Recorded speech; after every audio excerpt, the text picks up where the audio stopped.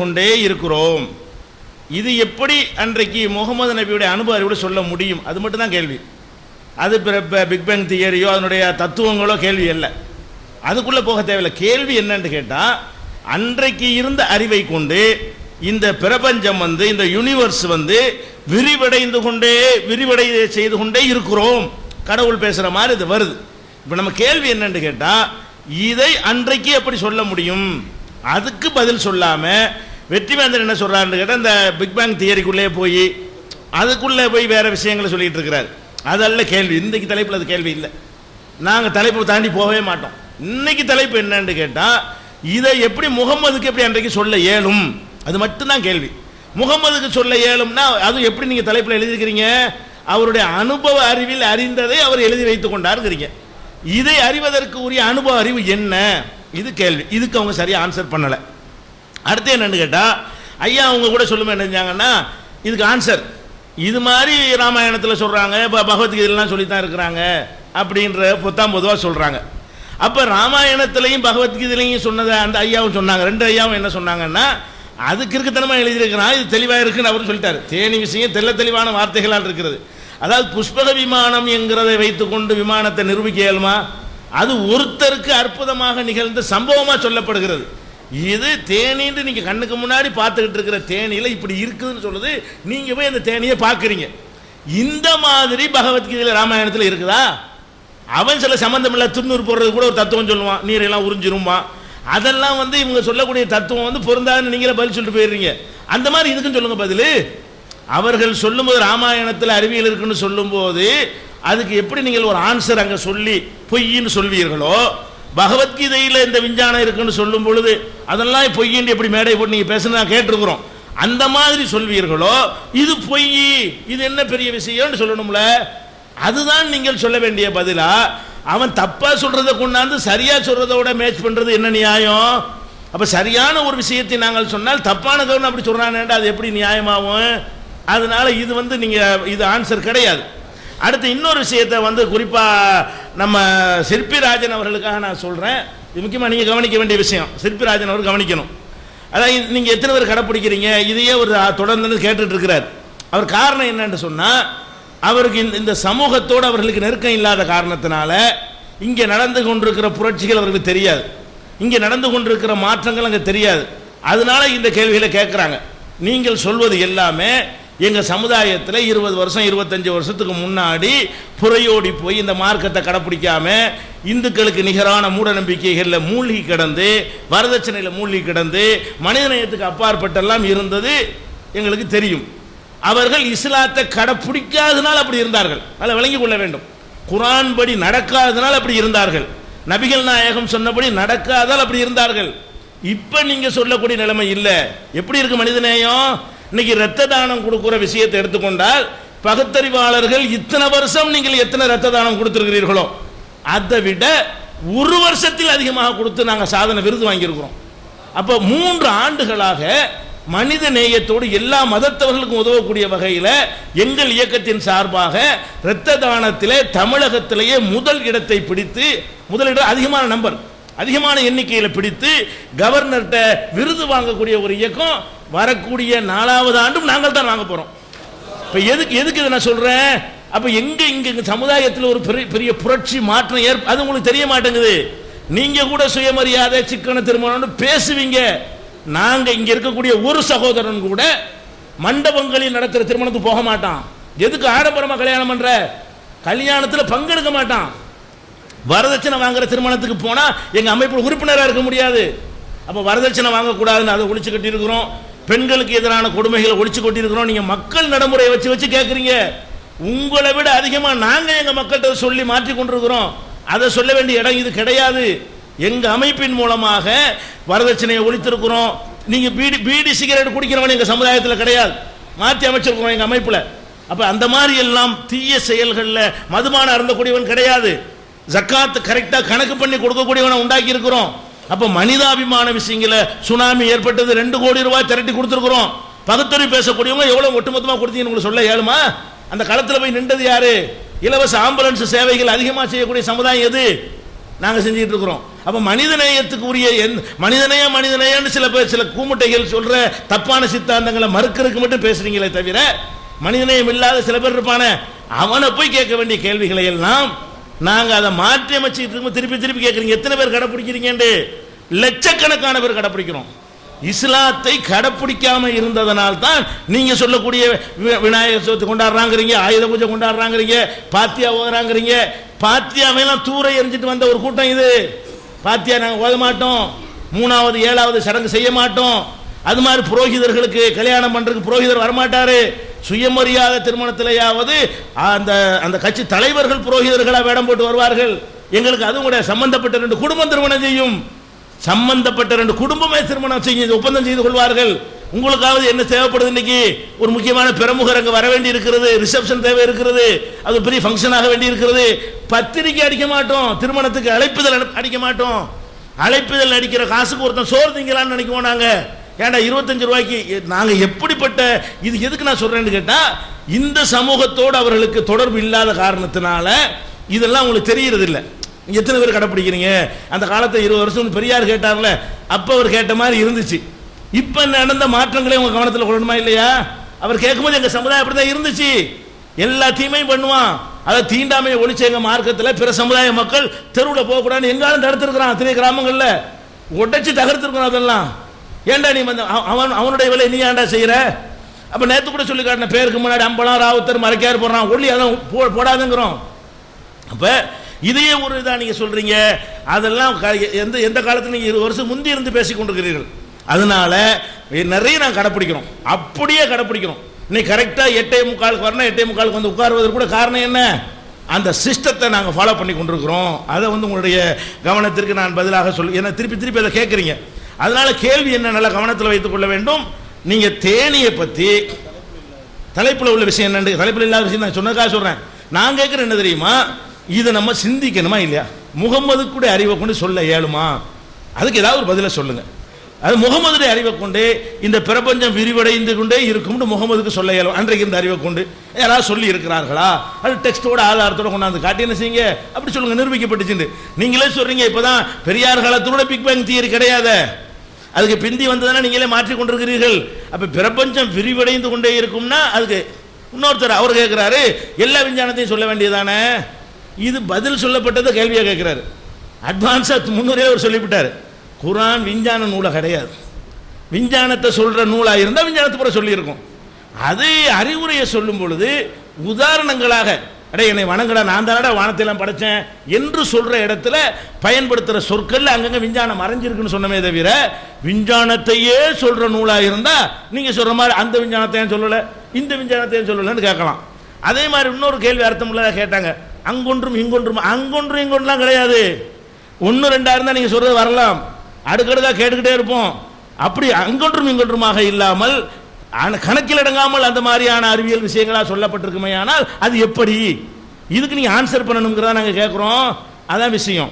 அடுத்து என்னன்னு கேட்டா, கடவுள் மாறி மாறி பேசினாரு, விபச்சாரத்துக்கு 3 தண்டனை. முதல் விஷயத்தை விளங்கிக்கிறேன்னு, இதுல உள்ள மனிதனை என்னன்னு நீ கேட்குறீங்க. அதான கேள்வி. இதுல மனிதநேயம் இருக்கிறது. மனிதநேயம் என்ன அர்த்தம்? அவனுடைய சுபாவம், அவனுடைய பலவீனம், அவனுடைய தன்மை, அவனுடைய புரிந்து கொள்ளும் திறன், அதுக்கு ஏற்றவாறு அவ்வப்போது தேவையானதை கொடுக்கறதுக்கு பேர் தான் மனிதாபிமானம்.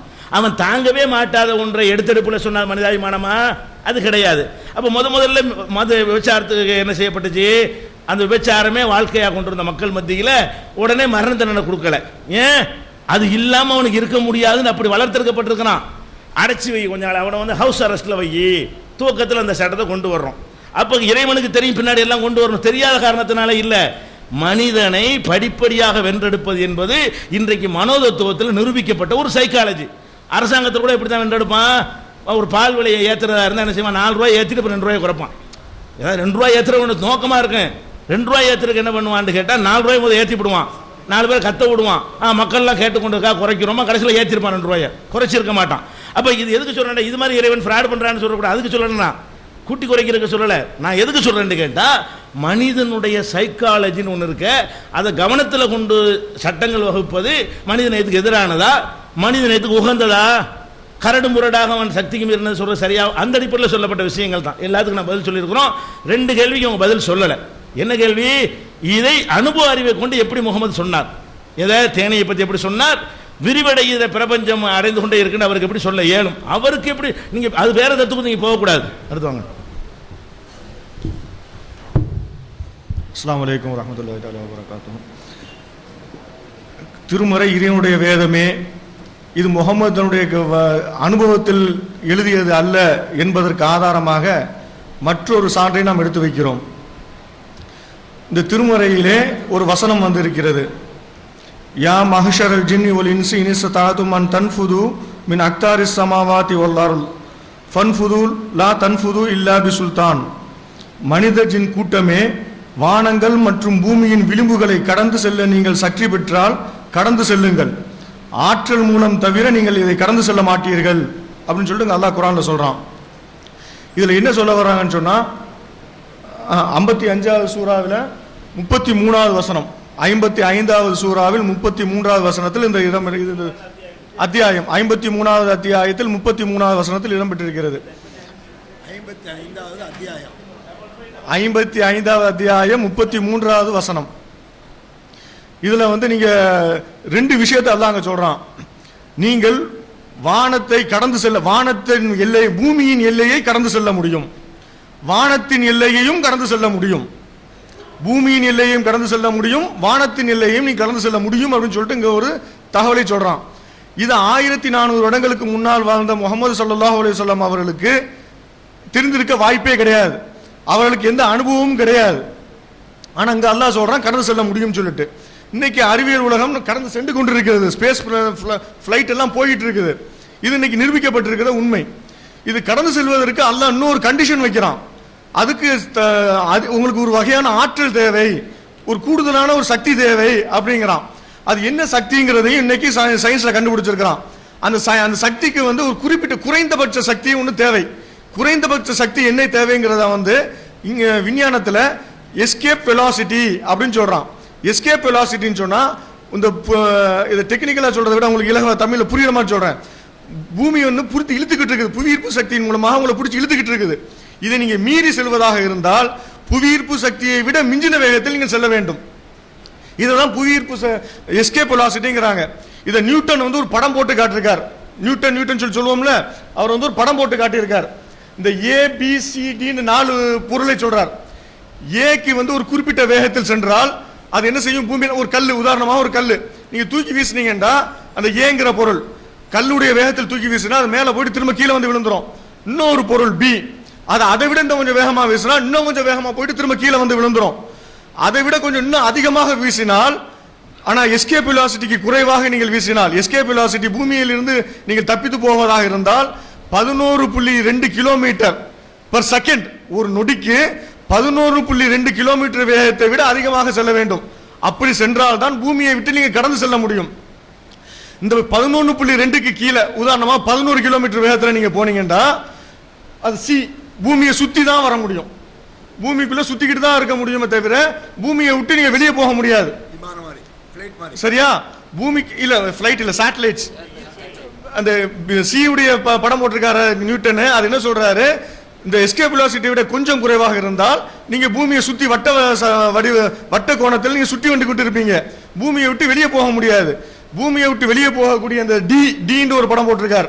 அந்த படம் டீண்டா பூமியை விட்டு வெளியே போகுது பாருங்க. அந்த வெளியே கடைசியா ஒரு கோடு மாதிரி போட்டிருக்காரு பாருங்க. அப்படி நீங்க பூமியை விட்டு வெளியே போவதாக இருந்தால் அதற்கு தேவையான ஆற்றல் எஸ்கேப் வெலாசிட்டி எனக்கூடிய பூமியுடைய escape velocity 11.2 kilometre per second. இதுதான் எஸ்கேப் வெலாசிட்டி. இது இன்னைக்கு இந்த சோலார் சிஸ்டத்தை விட்டு வெளியே போய்கிட்டு இருக்கிறதுக்கு முயற்சி பண்ணிட்டு இருக்காங்க. மனுஷன் பண்ணிட்டு இருக்கான். நியூ ஹொரைசான் சொல்லிட்டு ஒரு சேட்டலைட்டை ஷட்டில அனுப்பியிருக்கான் அமெரிக்கா. அது இன்னும் போய்கிட்டே இருக்குது. புளூட்டோ இருக்குல்ல, புளூட்டோ ஒரு கோளாக தானே வைத்திருந்தாங்க. அதை ஆய்வு செய்வதற்காக அனுப்பியிருந்தாங்க. இன்னும் போய்கிட்டே இருக்குது. அவங்க 2015 ஆண்டுல பிப்ரவரி மாசம் அது புளூட்டோவை நெருங்கும் அப்படின்னு சொல்லிட்டு கணித்து வைத்திருக்கிறாங்க. அதை நெருங்குவதற்கு என்ன ஸ்பீடு தேவைன்னு சொன்னா, அந்த 11.2 கிலோமீட்டர் வேகத்தில் போனா பூமியை விட்டு தான் வெளியே போக முடியுமே தவிர இந்த சோலார் சிஸ்டத்துடைய எட்ஜுக்கு போக முடியாது. சோலார் சிஸ்டத்துடைய எட்ஜுக்கு நீங்க போவதாக இருந்தால் அதுக்கு மில்கி வே உடைய கேலக்சியுடைய வெலாசிட்டி, எஸ்கேப் வெலாசிட்டி அடிப்படையாக வச்சு தான் நீங்க போக முடியும். சோலார் சிஸ்டத்துடைய மில்கி வே உடைய escape velocity 1000 kilometre per second. இந்த வேகத்தில் நீங்கள் சென்றால்தான் சோலார் சிஸ்டத்தை விட்டு நீங்க வெளியேற முடியும் அப்படின்னு சொல்லிட்டு அவன் சொல்றான். இது அன்னைக்கு அறிவியல், இன்னைக்கு அறிவியல் இந்த நூற்றாண்டில் கண்டுபிடித்த இந்த செய்திகளை எல்லாம் அன்னைக்கு 1400 வருடங்களுக்கு முன்னால் அல்லாஹ் குர்ஆனிலே இறக்கி இருக்கிறான். இது ஒரு அறிவியல். இது அடுத்ததாக நீங்கள் போக முடியும்னு சொல்லிட்டான்.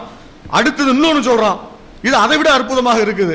நீங்கள் ஒருவேளை போவீர்களே ஆனால் என்ன நிலை ஏற்படும், அது அல்லாஹ் அங்க சொல்றான். இன்னக்கல்லன் தஹரிக்கல் அருள் ஒலன் அதுக்கு போயிட்டோமோ.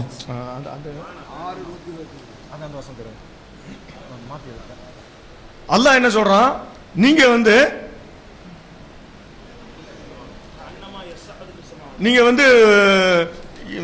நேர்வழி பெறாதவனை பற்றி அல்லாஹ் சொல்றான்.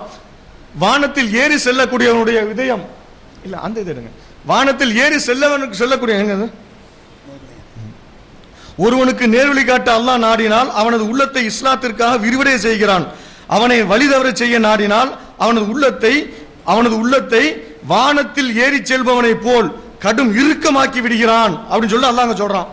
வானத்தில் ஏறி செல்பவனுடைய இதயம் கடும் இறுக்கமாகி விடும் சொல்லிட்டு அல்லாஹ் சொல்றான். 1400 வருஷத்துக்கு முன்னால வானத்தில் ஏறி செல்லக்கூடிய நிலை எனக்கு இல்ல.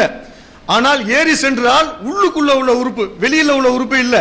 வெளியில உள்ள உறுப்பை பார்த்து நீங்க என்ன வேணாலும் சொல்லிக்கலாம். உள்ளுக்குள்ள உள்ள உறுப்பை அல்லாஹ் சொல்றான் இறுகி விடும்ங்கிறான். இன்னைக்கு விஞ்ஞானத்துல சொல்றான். அது கொஞ்சம் ஸ்லைட போறேன், அங்க பாருங்க. இந்த ஸ்லைட்ல அந்த வாசகத்தை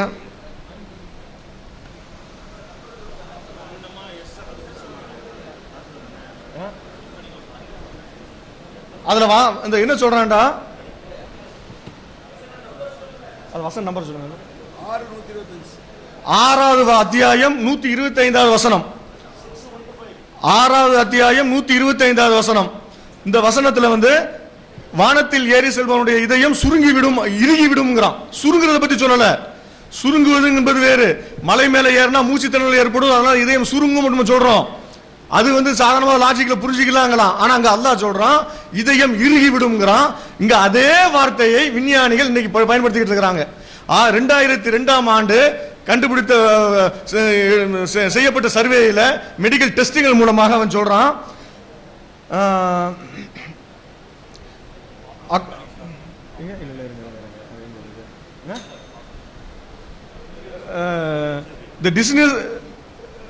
the dizziness is caused by the shrinking and stiffening of heart. Stiffening, இறுகி விடும்ங்கறான். Stiffening of heart என்ற வார்த்தையை அவங்க சொல்றான். அல்லாஹ் அன்னைக்கு 1400 வருஷத்துக்கு முன்னால இறுகி விடும்ங்கறான். சுருங்குறத பத்தி பேசல, இறுகி விடும்ங்கறான். இன்னைக்கு அறிவியல் விஞ்ஞானிகள் சொல்றாங்க ஸ்பேஸ்க்கு போயிட்டு வரவனுக்கு மயக்க மாதிரி ஏற்படுது. இந்த மயக்க மாதிரி ஏற்படுவதற்கு என்ன காரணம்னு சொன்னா அவனுடைய இதயம் ஹார்ட் ஸ்டிஃபன் ஆகிறது, இறுகிருது. அவன் இன்னைக்கு சொல்லிக்கிட்டு இருக்கிறான். இது 1400 வருடங்களுக்கு முன்னால் முகமது என்ற ஒரு மனிதர் எவ்வாறு கண்டுபிடித்திருக்க முடியும்? இது சாத்தியமா? இவருக்கு இது தெரிந்திருக்குமே ஆனால் மனிதன் அல்லாத ஒரு சூப்பர் பவர் இவருக்கு மேலே ஒருவர் இருந்து இவருக்கு சொல்லிக் கொடுத்தால் தான் இது சொல்ல முடியும். அது அல்லாஹ் தான், இறைவன் தான். இது இறைவனுடைய வேதம் என்பதற்கு இது ஒரு சான்றாக இருக்குது. டைம் இருக்கா? அடுத்தது இப்ப வானத்திற்கு நமக்கு அதை நீங்க தோத்துருங்க. அதாவது மொத்த 4 கேள்வி அறிவியல் பூர்வமாக கேட்டிருக்கோம். தேனியை பற்றி அன்னைக்கு முகமது எந்த அனுபவ அறிவு கொண்டு சொன்னார்? பிரபஞ்சம் விரிவடையும் எப்படி சொல்ல முடியும்? விண்ணுலகத்தை தாண்டி ஒரு தனி ஆற்றல் இருக்கு, அந்த ஆற்றலை பெற்றால் நீங்கள் கடந்து செல்ல முடியும் என்று அந்த காலத்தில் கற்பனை. அதாவது உங்களுக்கு செல்ல முடியும், ஏதோ புஷ்பமான ராமன் போனார் மாதிரி சொல்லலை, நீங்க செய்யலாம் என்று சொல்லி அறிவியலாகவே சொல்லப்பட்டது. எப்படி அதே மாதிரி மேலே ஏறி செல்வனுடைய இதயம் இறுகி விடுகிறது என்று இந்த வார்த்தையை எப்படி முகமது சொன்னார்? முகமது அனுபவத்தில் சொன்னார் தானே சொல்றீங்க. இதை சொல்வதற்கு உரிய அனுபவம் எது? இது எப்படி சொல்ல இயன்றது? அதுக்கு நீங்க பதில் சொல்லுங்க. 4 விஷயம் கேட்டிருக்கிறோம் மொத்தம்.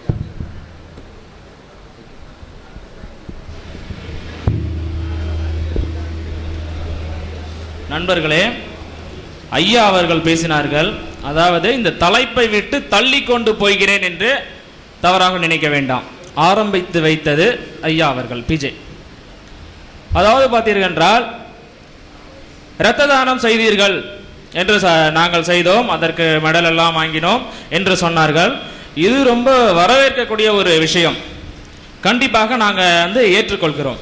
அதாவது ஒரு விஷயத்தை பிடிச்சி நாங்கள் தொங்கிக்கிட்டு இல்லை. அதாவது பார்த்தீங்கன்னா வச்சுக்கோங்களேன், இது சரி அப்படின்னா கண்டிப்பாக அதை ஏற்றுக்கக்கூடிய மனப்பக்குவம் ஸோ எனக்கு கண்டிப்பாக உண்டு. இங்கே நான் வந்திருக்கிறது எதுக்காக அப்படின்னா கூட இதுலேருந்து எனக்கு என்ன விஷயம் தெளிவுபடும். ஸோ எனக்கு இப்போ தான் வந்து அறிவு புரிஞ்சது, ஒரு சில வருட காலம் அதுக்கப்புறம் தான் அறிவு எனக்கு தெரிஞ்சது அப்படின்னு சொல்லிட்டு தான் இப்போ நான் வந்திருக்கிறேன். ஸோ எனக்கு தெரிஞ்ச வரைக்கும் என்ன சுற்றி இருக்கிறவங்க என்ன செஞ்சாங்க அப்படின்னு எனக்கு தெரியாது. ஆனால் நான் வந்து இது வரைக்கும் 9 டைம், அதாவது 9 தடவை நான் ரத்த தானம் பண்ணியிருக்கேன். ஆனா என்னை சுத்தி இருக்கிறவங்க, என்ன சார்ந்து இருக்கிறவங்க ரத்த தானம் பண்ணாங்களா இல்லையா, இல்ல மற்றவர்களுக்கு உதவி செய்தார்களா இல்லையா, நான் பார்த்துக்கிட்டு இருக்கிறது இல்ல. அதே மாதிரி அவங்கள வந்து இப்ப இவங்க இந்த நேரத்துக்கு இவங்க உச்சா போனாங்க இல்ல வெளியே போனாங்க அப்படின்னு நான் பாக்குறது இல்ல. டெய்லி இது பாக்குறதுலாம் என்னுடைய வேலை இல்ல. அவங்க செஞ்சாங்களா செய்யலையா இல்லையான்னு நான் பார்த்துட்டு இருக்கவே முடியாது. ஆனா நான் வந்து கான்பிடண்டா சொல்லுவேன், என்னால இதை செய்ய முடியும். ஆனா கொள்கை பரப்ப முடியாது. நான் சரியா நடந்துக்கிறப்பா, உங்க கடவுள் சொல்றாருல, எங்களுக்கு எல்லாருக்கும் அறிவு கொடுத்திருக்காரு, இறை வேத நூல் கொடுத்திருக்காரு, இதை படிச்சு இதன் வழி நாங்க நடப்போம். நீங்க சொல்றீங்களே, நீங்க எதுக்கு மத்தவங்களுக்காக எடுத்து சொல்லணும் அவசியத்தை ஏற்படுது? எனக்கு அறிவு இருக்கு, நான் பார்த்து புரிஞ்சுக்கிறேன், நான் பார்த்து தெரிஞ்சுக்கிறேன். நான் வந்து யாருக்கும் வந்து எடுத்து சொல்லக்கூடிய அவசியம் எனக்கு ஏற்படல. அதனால நான் சொல்லக்கூடிய அவசியமும் எனக்கு வரல. அதனால நான் சொல்ல வேண்டிய ஒரு கட்டாயத்தில் இல்லை. எனக்கு வந்து பாத்தீங்கன்னு வச்சுக்கோங்களேன், மாலை போடுறதல், அதாவது பர்த்டே, ஒரு நிமிஷம், மாலை போடுதல், பர்த்டே கொண்டாடுதல் அப்படின்னு ஐயா அவர்கள் சொன்னார்கள். அதுக்கு பார்த்தீங்கன்னு வச்சுக்கோங்களேன், இப்போ நான் என்னுடைய பர்த்டேவை நான் வந்து சிறப்பாக கொண்டாடுறது இல்லை. நிறைய ட்ரஸ்ட்டுங்க இருக்கு. அந்த ட்ரஸ்ட்டுங்களுக்கு பார்த்தீங்கன்னா அனாதை ஆசிரமங்களுக்கு நிறைய செய்யணும் அப்படின்னு நான் நினைப்பேன். ஆனால் நான் செய்யணும்னு நினைப்பேன், என்ன சுற்றி இருக்கிறவங்க செய்யணும்னு நினைப்பாங்களா, அதை நான் பார்த்துட்டு இருக்கேனா? இல்லை. ஐயா வந்து அந்த மாதிரி உள்ளவங்களை நான் பார்த்துட்டு இருக்கேன். எப்படின்னு அதை எப்படி கட்டாயமாக சொல்ல முடியும், உறுதியாக சொல்ல முடியும்? அவர் வந்து செஞ்சிருக்காரு, அதை ஒத்துக்கலாம், அவரை பார்த்துட்டு இருக்காரு. ஆனா அவங்க கூட இருக்கிறவங்க எத்தனை பேர் இதை உண்மையா செயல்படுத்துறாங்க, செஞ்சிட்டு இருக்கிறாங்க அப்படின்னு அவங்களால உறுதியா கட்டாயமா சொல்ல முடியுமா? காலையில எத்தனை மணிக்கு பாத்ரூம் போனாங்க சொல்ல முடியுமா? முடியாதுல்ல. இது வந்து தவறுகளை தலைப்புகளை தாண்டி தான் விட்டு தான் போனேன். ஐயா பேசுனதுனால நான் பேசுறேன். அடுத்த ஐயா அவருக்கு பேசுறேன். ஐயா ரத்த தானம் சொன்னாங்க. இப்போ போன செப்டம்பர் 17 பெரியார் பிறந்த நாள் அன்னைக்கு கோவையில் மட்டும் நாங்கள் 270 பேர் எங்கள் தோழர்கள் வந்து ரத்தம் கொடுத்தாங்க. கும்பகோணத்துலேயும் நாங்கள் கொடுத்துருக்கோம். இந்த 270 பேருமே நாத்திகர்கள். அதே அந்த கோவையில் எத்தனை ஆத்திகர்கள் இருந்தாங்க, அவங்களுக்கு பிடித்த ஒரு பண்டிகையிலையோ ஒரு நாளிலையோ எத்தனை பேர் கொடுத்துருக்காங்க. அதனால இப்போ நீங்கள் நிறையா ரத்தம் கொடுத்துருக்கீங்கன்னா அது பாராட்ட வேண்டிய விஷயம்தான். எங்களுடைய ஜனத்தொகை கம்மி, நாத்திகர்கள் கம்மி, அதுக்குள்ள சதவீதம் நாங்கள் கொடுத்துருக்கோம். நீங்கள் அதிகம், ஆத்திகர்கள் அதிகம், அதுக்குள்ளதை கொடுத்துருப்பீங்க. அதனால் ரேஷியோ பார்த்தீங்கன்னா ரெண்டுமே ஒன்று தான். அப்புறம் இன்னொன்று ஐயா சொன்னாங்க, ரொம்ப வரவேற்கத்தக்கது, ஒரு திருமண பத்திரிகை கூட நாங்கள் அடிக்கிறது கிடையாது. அதுக்கு ஒரு ஆளுக்கு சாப்பாடு போடணும், அதெல்லாம் ரொம்ப மதிக்க வேண்ட கருத்து. அதெல்லாம் நாங்கள் ஒன்றும் முரண்படவே இல்லை. அது எனக்கு தெரியவும் தெரியாது. எனக்கு இஸ்லாமிய நண்பர்கள் சரிபாதி இருக்காங்க கும்பகோணத்தில். நான் நாத்திகங்கிறனால அவங்க என்னை வந்து மதிக்கிறாங்க, வேற ஒன்றும் செய்தி இல்லை. அப்போது இதெல்லாம் அங்கே கிடையவே கிடையாது. இப்போ நீங்கள் சொல்கிற மாதிரி இந்த பத்திரிகை மட்டும் ஒரு 100 ரூபா 150 ரூபாய்க்கு அடிக்கிறாங்க. நான் நேற்று சொன்ன மாதிரி இந்த ஃபர்னிச்சர் கடையிலையும் ஜவுளி கடையிலும் கொண்டு போய் முன்னாடியே பணத்தை கொடுத்துட்றாங்க, 5000 ரூபா. நாளைக்கு வந்து மாப்பிள்ளை வீட்டுக்காரங்களோட வருவோம், அந்த 13000 புடவை 40000 சொல்லுங்கள் அப்படின்னு சொல்கிறாங்க. அந்த புடவையில் அந்த கடைக்காரன் வந்து வியாபாரி என்ன பண்ணுவான் நமக்கு தான் தெரியும், அவன் வியாபாரம் தான் பண்ணுவான். 13000 புடவை 40000 ஸ்லிப் ஓட்டுறான். இவங்க வந்து 40000 புடவை வேணுங்கனால ஒரு 4-5 புடவை எடுத்து போடும்போது அந்த புடவை எடுக்கிறாங்க. இதுவும் இந்த இஸ்லாமிய மக்கள் தான் செய்கிறாங்க. அப்போ நீங்கள் சொல்கிறீங்க அவங்கள மாற்றிக்கொண்டு இருக்கிறோம் அப்படிங்கிறீங்க. ஏன் அவங்க மாற்ற வேண்டிய கட்டத்துக்கு ஏன் அவங்க ஆளானாங்க? அவங்க இந்த வழி மாறி போகிறதுக்கு என்ன காரணம்? அப்போ அந்த இஸ்லாத்தை அவங்க ஏற்றுக்கலையா? இந்த குரானை அவங்க படிக்கலையா? அப்போ இந்த கடவுளை அவங்க ஏற்றுக்கலையா? ஏன் நீங்கள் மாற்றுறீங்க? அதுக்கு தயவுசெய்து நீங்கள் பதில் சொல்லுங்கள். இந்த மாற்றத்தை உண்டு பண்ணியிருப்பது உங்களுடைய இயக்கமா அல்லது உங்களுடைய இறைவனா? தயவுசெய்து அதை சொல்லுங்கள். இறைவன் சொன்னால் நாங்கள் கண்டிப்பாக ஏற்றுக்க மாட்டோம். உங்களுடைய முழு உழைப்பு, உங்களுடைய இயக்கம் அது உண்மையாக இருந்தால் அதுக்கு எங்களுடைய பாராட்டு கண்டிப்பாக உண்டு. அதுக்கு இறைவன் மேலே பழி போட்டிங்கன்னா நாங்கள் ஒத்துக்க மாட்டோம். இப்போ நீங்கள் செய்கிற காரியம் நல்ல காரியம்தான்.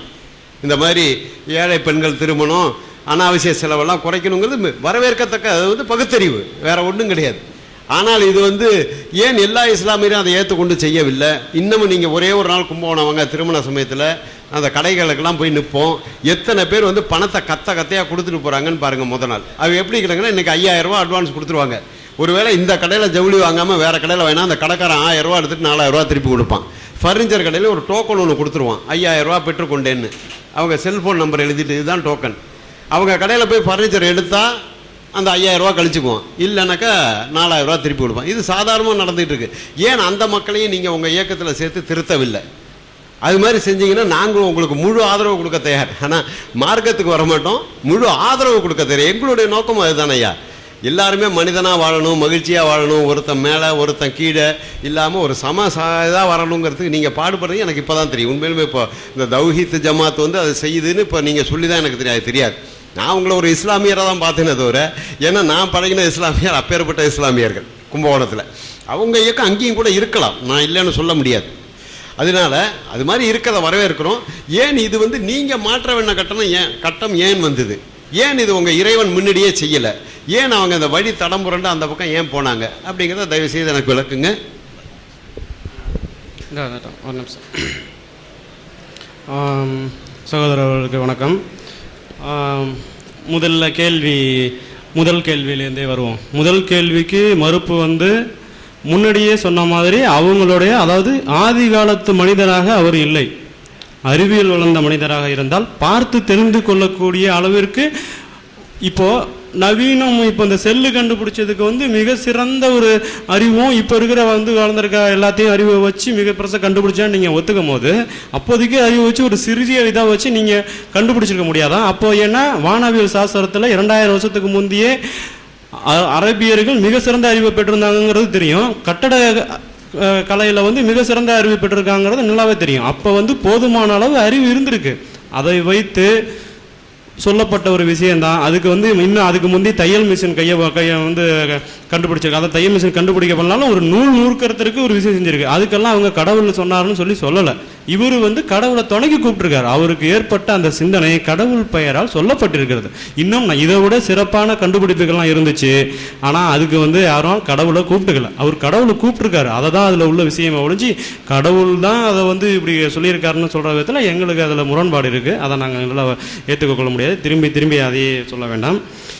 இரண்டாவது கேள்வியாக சொல்லப்படவில்லை வந்து இந்த வானவியல் இதில் வந்து சொல்லக்கூடிய விஷயம், அதாவது ஐயா அவர்கள் சொன்ன அந்த வானவியல் இதை பற்றி, அதுக்கு முன்னாடியே வானவியல் அறிவியல் இருந்ததுங்கிறது ஒரு இதாக இருந்தாலும் அவர் வந்து நேரடியான விஷயத்தில் ஃபாலோ பண்ணி சொல்லலை. இதுக்கு முந்தி ஈஞ்சில் வேதத்திலிருந்து ஒட்டுமொத்த கருத்தையும் எடுத்துக்கொண்டு ஒரு சில மாற்றங்கள் செய்து, அதாவது முதல் அப்படியே நம்ம உள்ளே போனோன்னா என்ன சொல்லுவாங்கன்னா, முதல்ல வந்து இரவு பகலை படைச்சிட்டு அதுக்கப்புறம் வானம் பூமியை படைச்சிருக்கோங்கிறது இவங்க மாற்றிட்டாங்க. முதல்ல வந்து வானம் பூமி இருந்துச்சு, அப்புறம் இரவு பகல், அதாவது சூரியனும் சந்திரனையும் 2ஆம் நாள் படைத்திருக்கிறார்கள். முதல் நாள் வந்து பூமியையும் மற்ற இதையும், அதாவது வெளிச்சத்தையும் இருட்டையும் படைச்சதாக சொல்லும் போது முரண்பாடு வரும். அதில் அந்த முரண்பாடு வந்து இவங்க சரி செஞ்சு அதை அப்படியே எடுத்திருக்காங்க. அதை இவங்களால் மறுக்க முடியுமா? பைபிள் ஏஞ்சில் வேதத்திலேருந்து எதையுமே எடுத்துக்கல அப்படின்னு அவங்களால சொல்லிட்டு இந்த அறிவியல் விளக்கத்துக்குள்ளே போகட்டும்.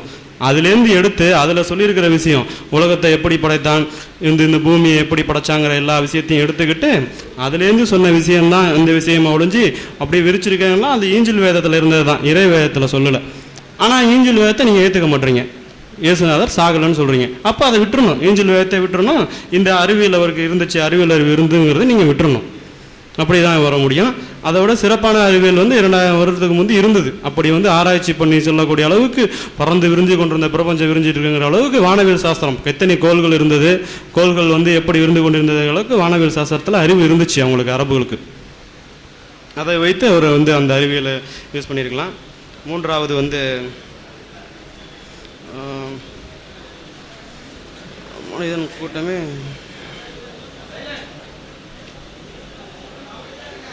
அதாவது அந்த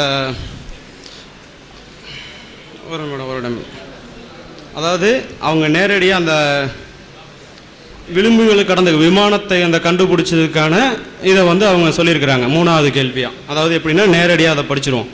மனித ஜின் கூட்டமே, வானங்கள் மற்றும் பூமியின் விளிம்புகளை கடந்து செல்ல நீங்கள் சக்தி பெற்றால் கடந்து செல்லுங்கள், ஆற்றல் மூலம் தார நீங்கள் கடந்து செல்ல மாட்டீர்கள்.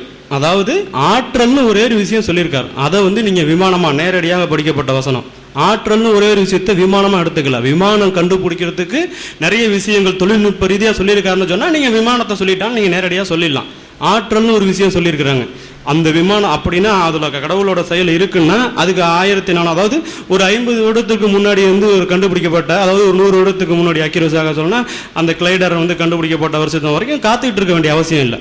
விமானத்தை தான் அவர் சொல்லியிருந்தாருன்னு சொன்னால் எப்படி ஆராய்ச்சி பண்ணி கொஞ்சம் வருஷத்துக்கு முன்னாடியே கண்டுபிடிச்சிருக்கலாம். அவர் விமானத்தை சொல்லலை. அவர் வந்து எப்படி சொல்லியிருக்காருன்னா, திரும்பியும்னா மனித ஜின் கூட்டமே வானங்கள் மற்றும் பூமிகளை கடந்து செல்லுங்கள். நான் இப்போ சொல்றேன், மனிதர்கள் ஜின் கூட்டமே நீங்கள் 1000 வருடம் வாழுவதற்கு தகுதி இருந்தால் வாழுங்கள், நீங்கள் ஆற்றல் இருந்தால் வாழுங்கள். அப்படி சொன்னால் அது இறை வேதம் ஆகிடுங்களா? ஆற்றங்கள் இருந்தால் வாழுங்கள்னு சொன்னால் அந்த ஆற்றலை தேடுங்கள், நாளைக்கு வாழலாம். ஜீன்ல மாற்றங்கள் செஞ்சா முதுமை அடையக்கூடிய செல்லுகளை மாற்றினால் முதுமையை கொடுக்க ஜின்னு கண்டுபிடிச்சிட்டாங்க. அந்த ஜீன் வந்து நோய் இல்லாத ஜீனா இருக்கிற பட்சத்தில் அதை வந்து அந்த ஜின்னை மாற்றக்கூடிய, அதாவது ஜின்னில் ஜீனை மாற்றக்கூடிய விதத்தில் 1000 வருடம் வாழக்கூடிய மனிதனை கண்டுபிடிக்க போகிறாங்க. இது அறிவியல். இதில் வந்து 1000 வந்து சொல்லியிருக்க மாதிரி அதில் வந்து இதில் விஷயங்கள் இருக்கிறதா நமக்கு தெரியல. 4வது விஷயமாக அந்த சுருங்குதல். எப்படி சொல்லுங்க.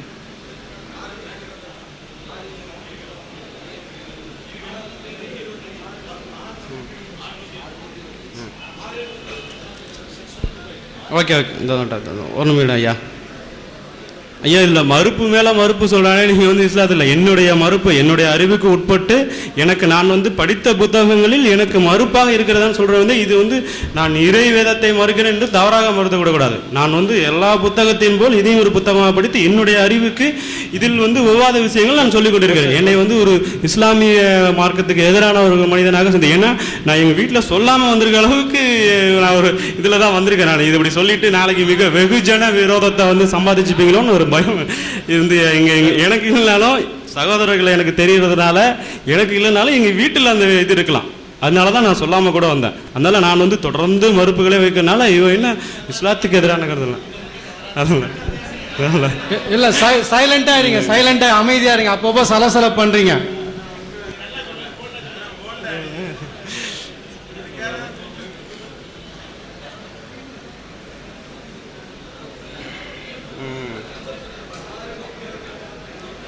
ஐயா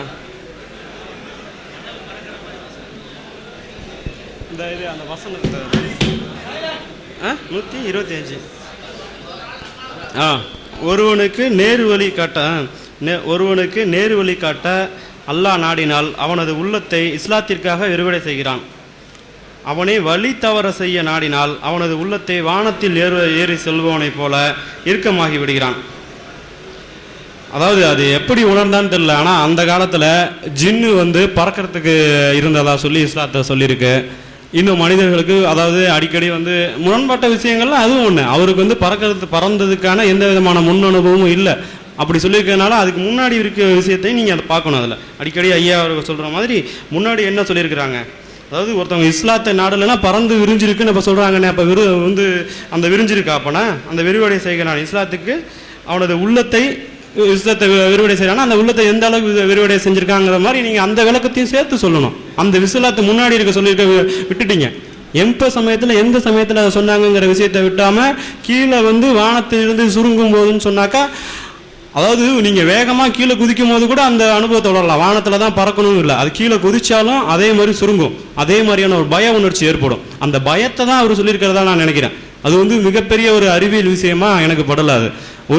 அவங்களுக்கு ஏற்பட்ட ஒரு குதிக்கும் போதோ ஒரு மேலே வேகமாக ஓடும்போது ஏற்படாது. ஆனால் குதிக்கும் போது நிச்சயமாக ஏற்படும். அந்த வந்து கீழே குதிக்கும் போது ஒரு அடி வயிற்றுல ஒரு ஜில்லுன்னு ஒரு நெஞ்சு சுருங்குற மாதிரியான ஒரு விஷயம் ஏற்படலாம். இது வந்து அவர் அறிவியலுக்கு, அதாவது அறிவுக்கு உட்பட்ட விஷயத்த வேற ஒரு விஷயத்தில் மார்க்கத்தை விட்டு வெளியில் போகிறவங்களுக்கு, அதாவது உள்ளே வரவங்களுக்கு பறந்து விரிஞ்சும் வெளியில் வரவங்களுக்கும் சுருங்கம் செய்கிறாரு சொல்கிறார். நீங்கள் வந்து இது அறிவியல் கூட சம்மந்தப்படுத்த வேண்டிய அவசியமும் இல்லை. அப்படி சம்மந்தப்படுத்தினாலும் அது மிகப்பெரிய அறிவியலும் இல்லை. அதுதான் ஐயா. நன்றி, வணக்கம். அடுத்து சைலண்டா இருங்கம்மா, பேசிக்கிட்டே இருக்கிறீங்க. எவ்வளவு சொன்னாலும் அனுபவ அறிவு இது போன்ற அறிவியல் செய்திகளை வெளியிட முடியுமா? அது ஆண்டவர் அந்த இறைவன் சொல்லியிருந்தால் மட்டுமே அது முடியும் என்ற எங்கள் கேள்விக்கு பதில் சொல்லவில்லை என்று ஐயா சொன்னார்கள். நாங்கள் அதற்கு பதில் சொல்லிவிட்டோம் என்று தான் நான் சொல்லுகிறேன். என்னவென்று சொன்னால், பிக் பேங் தியரி பற்றி அவர் வேற ராமாயணத்தை பற்றிலாம் சொன்னார், மறுத்து புஷ்பகமான அதெல்லாம் அதுக்கெல்லாம் எல்லாம் மறுப்பு சொன்னார். பிக் பேங் தியரி பற்றி 2500 வருடங்களுக்கு முன்னால் எழுதப்பட்ட பரிபாடலில் அப்படியே இருக்கிறது என்று நான் சொல்லியிருக்கிறேன். அது இல்லை என்று நிரூபிக்காத வரையில் நாங்கள் என்ன சொல்லுவோம் என்று சொன்னால், அந்த பரிபாடலை ஒட்டித்தான் இந்த திருக்குரான் எழுதப்பட்டது என்று நாங்கள் சொல்லுவோம். அது மட்டும் இல்லை, நீங்கள் இப்போ இதுலேயே கூட எடுத்துக்கிட்டீங்கன்னா நல்ல ஒழுக்கங்களை பற்றியெல்லாம் சொல்லுகிறார். நம்பிக்கை கொண்டாரே, மதுபானமும் சூதாட்டமும் கத்திலைகளை வழிபடுதலும் சைத்தானின் அருவருக்கத்தக்க செயல், அவற்றை தவிர்த்திடுங்கள், அதனால் நீங்கள் வெற்றி அடைவீர்கள். ஒரு ஒழுக்கத்தை போதிக்கிறார். ஆனால் இந்த ஒழுக்கம் என்பது இந்த அண்ணாஜாத்திலிருந்து ஒரு பத்திரிகையாளர் எழுதினதுலேருந்து தான் எடுத்து கொடுத்துருக்கிறேன். நான் என்ன சொல்றேன்னா, அந்த ஒழுக்கம் என்பது 1430 வருடங்களுக்கு முன்னால் தான் சொல்லப்பட்டது என்ற முறையிலே பேசுவது தவறு என்றார். 2000 வருடங்களுக்கு முன்னாலே திருவள்ளுவரை சொல்லிவிட்டார். மதுவனுடைய கொடுமைகளை பற்றியும் சூதாட்டத்தின் கொடுமைகளை பற்றியும் சொல்லிவிட்டார். ஆக நம் வாதம் என்னவென்று சொன்னால், திருக்குரான் எழுதப்பட்ட காலத்திலே அன்றைக்கு எதெல்லாம் ஒழுக்கங்களாக இருந்ததோ, எவையெல்லாம் அறிவியலாக இருந்ததோ அவற்றையெல்லாம் அதோடு சேர்த்து அந்த நூலிலே வடித்தார்கள் என்று தான் நாங்கள் சொல்லுகிறோமே தவிர, இதில் நீங்கள் கூட சொல்ல, ஒரு முகது என்ற முகது அவள் அதிகம் படிப்பறிவு இல்லாதவர், அவர் கேள்வி ஞானத்தால் செய்தார்லாம் சொல்கிறார். ஆனால் இன்னும் சொல்ல போனால் 1200 வருடங்கள், கிட்டத்தட்ட 2700 வருடங்களுக்கு முன்னால் எழுதப்பட்ட வேதங்களே, ரிக்வேதம், எதிர்வேதம், சாமவேதங்களே செவி வழியாகத்தான் மக்களிடையே இருந்தது. கிபி 400 தான் அது எழுத்து வடிவம் பெற்றது. அதை போலவே நபிகள் நாயகத்தினுடைய செவி வழியாகவோ அல்லது அனுபவ வழியாகவோ எழுதப்பட்ட இந்த நூல் பிற்காலத்திலே தான் நூல் வடிவம் எடுத்தது, அன்றைக்கே அது எடுக்கவில்லை. ஆகவே அந்த நேரத்திலே எவையெல்லாம் நல்லது, எவையெல்லாம் ஒழுக்கமானது என்று அந்த காலகட்டத்தில் இருந்ததோ அவற்றையெல்லாம் சேர்த்து நீங்கள் அந்த திருக்குறானிலே எடுத்திருக்கிறீர்கள். அதற்கு நீங்களே சொந்தம் கொண்டாடக்கூடாது, எங்களுடைய தாத்தாக்கள் எல்லாம் அதில் இருக்கிறார்கள் என்பதைத்தான் நான் இங்கே சொல்ல வந்தேன். ஆக நாங்கள் அதுக்கு பதில் சொல்லிவிட்டோம். முகவதிவின் அனுபவ அறிவு அன்றைக்கு இருந்த நிலையிலே நல்லவற்றை எல்லாம் எழுதியது நாங்கள் ஏற்றுக்கொள்கிறோம். ஆனால் அது இறைவன் எழுதினாலும் அது நமக்கு அது கேள்வி முதலே சொல்லிட்டாரு. முகமது நபிகளுடைய ஒரு ஒழுக்கங்களை தொடர்புடைய ஒரு நூல், அதை நாங்கள் ஒற்றுக்கொள்கிறோம்.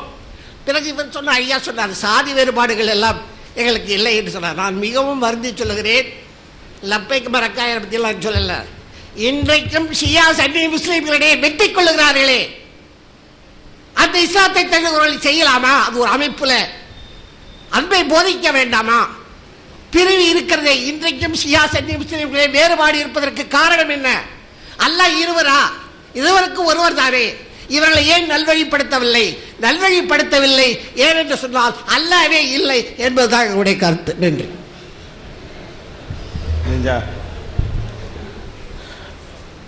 அன்புள்ள சகோதரர்களே, முதல் சகோதரர் முதலாவது பேசிய சகோதரர் தலைப்புக்கு வெளியே போய் நான் பேசியதாக சொல்லி சில விவரங்களை சொன்னார்.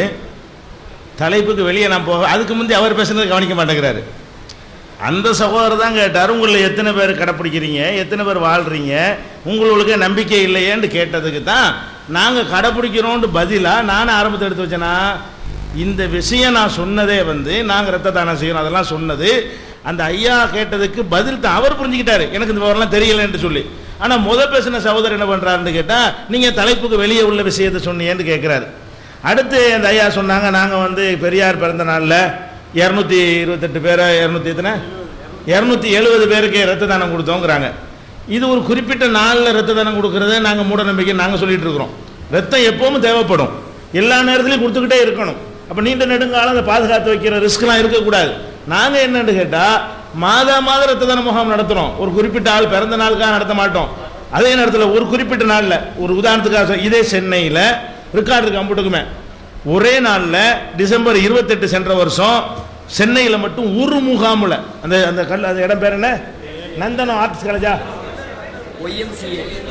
நந்தனம் YMCA அந்த கல்லூரி வளாகத்தில் ஒரு நாளில் 1100 பேர் கொடுத்தோம். நேரம் இல்லைன்னு ஒரு 500 பேர் திருப்பி அனுப்பிவிட்டாங்க. டைம் 2 மணிக்கு மேலே எடுக்க மாட்டாங்க. அப்போ ஒரு நாளில் 1100 பேர் கொடுக்குற அளவுக்குலாம் செஞ்சு கொண்டிருக்கிறோம். அது ஒரு தகவலுக்காக நான் என்ன பதிவு பண்ணிக்கிறேன். அடுத்து என்ன நிறைய கொடுத்துட்ருக்குறோம். இந்த மாதம் எடுத்தாலும் அடுத்த மாதம் எடுத்தாலும் எப்போ எடுத்தாலும் என்ன செய்கிறோம், ரத்த தானம் கொடுத்துட்டு இருக்கிறோம்.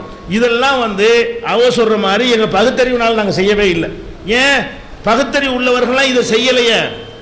ஆடம்பர கல்யாணத்தில் கலந்துக்கிறாங்களே, எளிமையாக திருமணம் பண்ணணும்னு சொல்லிவிட்டு அது மாற்றி நடக்கிறாங்களே, வரதட்சணை வாங்குற கல்யாணத்தில் போய் சாப்பிட்டு வர்றாங்களே, எங்களுக்கு அது முடியலைங்கிற காரணம் என்ன? எங்கள் இறைவன் கேட்பான், உங்களை விட நாங்கள் அதில் கூடுதல் அனுப்பதற்கு காரணமே பகுத்தறிவு பிளஸ் கடவுள் நம்மளை பார்த்து கொண்டிருக்கிறான், கேள்வி கேட்பாங்கிற பயம்தான். எங்களுக்கு சொந்த ₹1,00,000 தர ரெடியாக இருக்காங்க எங்கள் சமுதாயத்தில், கிலோ கணக்கில் நகை தர ரெடியாக இருக்கிறான். ஒரு இளைஞன் வேணாங்கிறான்னு சொன்னால் பகுத்தறிவுனால வேணாங்கிறான், பகுத்தறிவுனால வேணும்னு தான் சொல்லுவான். என்ன காசு முக்கியமானது தானே, பகுத்தறிவை மிஞ்சி கடவுள் ஒருத்தருக்கு வேணான்றாரு என்ற பயம். அந்த பயம் எங்களை நல்வழிப்படுத்த தவிர நிச்சயமாக இந்த தத்துவம் நல்வழிப்படுத்தினால் அது எங்களுக்கு முந்தி நீங்கள் எடுத்துக்கொண்ட ஒரு காரியம், எங்களை விட ஒரு பெரிய சமுதாயம், அதில் அப்படி படிச்சிருக்கணுமே. சின்ன சமுதாயத்தில் படுத்த கம்மியாக தான் உங்களுக்கு படுத்த முடியுது. அதனால கண்டிப்பாக நான் சொல்கிறேன், பகுத்தறிவு தான் இஸ்லாம். இஸ்லாம் தான் பகுத்தறிவு. அந்த இஸ்லாத்தோடு பிணைந்த பகுத்தறிவு இருக்கிறதுனால தான் இதை நாங்கள் செய்கிறோம். அடுத்து என்னென்னு கேட்டால், இந்த 4 விஷயத்தை நீங்கள் திருப்பி ஞாபகப்படுத்துகிறேன். தேன் விஷயம் அனுபவ அறிவை கொண்டு சொல்ல முடியாதுன்ட்டேன். அதுக்கு என்ன அனுபவம் இருந்தது, அந்த காலத்தில் என்ன அறிவு இருந்தது? இந்த மாதிரி பெரிய கருவிகள், இந்த துவாரங்கள்லாம் கரெக்டாக கண்டுபிடிச்சி, அவன் இந்த ஒரு ஓட்டை இருக்குது, இதில் கழிவு வருது, இந்த ஒரு ஓட்டை இருக்குது, அதில் தேன் வருது, அப்படி ஊசி நுழையக்கூடிய அளவு கூட இல்லாத சின்ன துவாரத்தை கண்டுபிடிக்கிற அறிவு அந்த காலத்தில் எது இருந்தது? இல்லை. 50 வருஷம் தான் கண்டுபிடிச்சிருக்கிறான். பிரபஞ்சம் விரிவடையுதுங்கிறது அந்த காலத்தில் அறிவு இருக்குன்னு சொன்னார், கிடையவே கிடையாது. அரபுகளுக்கு அறிவியல் இருக்குன்னு வரலாறுல இருந்தாலும் அது இஸ்லாத்திற்கு பிந்தி வந்த அரபுகளுக்கு தான். அரபுகளுடைய அறிவியல் அறிவு அல்ஜிப்ரான்லாம் சொன்னாங்களே, அதெல்லாம் இஸ்லாத்திற்கு பிறகு வந்த அரபுகள் இருக்காங்களே, இஸ்லாமியர்களாக வாழ்ந்த அரபுகள், முஸ்லிம் அரபுகளுக்கு தான் அந்த அறிவெல்லாம் இருந்துச்சே தவிர நபிகள் நாயகம் காலத்தில் இருந்த அரபுகளுக்கோ அவர்களுக்கு முந்தைய அரபுகளுக்கோ எந்த விதமான அறிவியல் அறிவும் கிடையாது. இன்னும் சொல்ல போனால் ஹப்பல் தானே கண்டுபிடிக்கிறான் பிரபஞ்சம் விரிவடையுதுன்னு. 1929 தான் கண்டுபிடிச்சிருக்கான்னு சொல்லும்போது அதுக்கு வந்து இல்லைன்னு அர்த்தம். 29 கண்டுபிடிச்ச விஷயத்தை எப்படி சொன்னாருங்கிறது தான் கொஸ்டின். இதுக்கு நீங்கள் ஏற்கத்தக்க ஒரு ஆன்சர் என்ன செய்யணும், சொல்லணும். அடுத்து என்ன கேட்குறோன்னு கேட்டால், அந்த இதயம் சுருங்கிறத பற்றி கேட்குறோம்.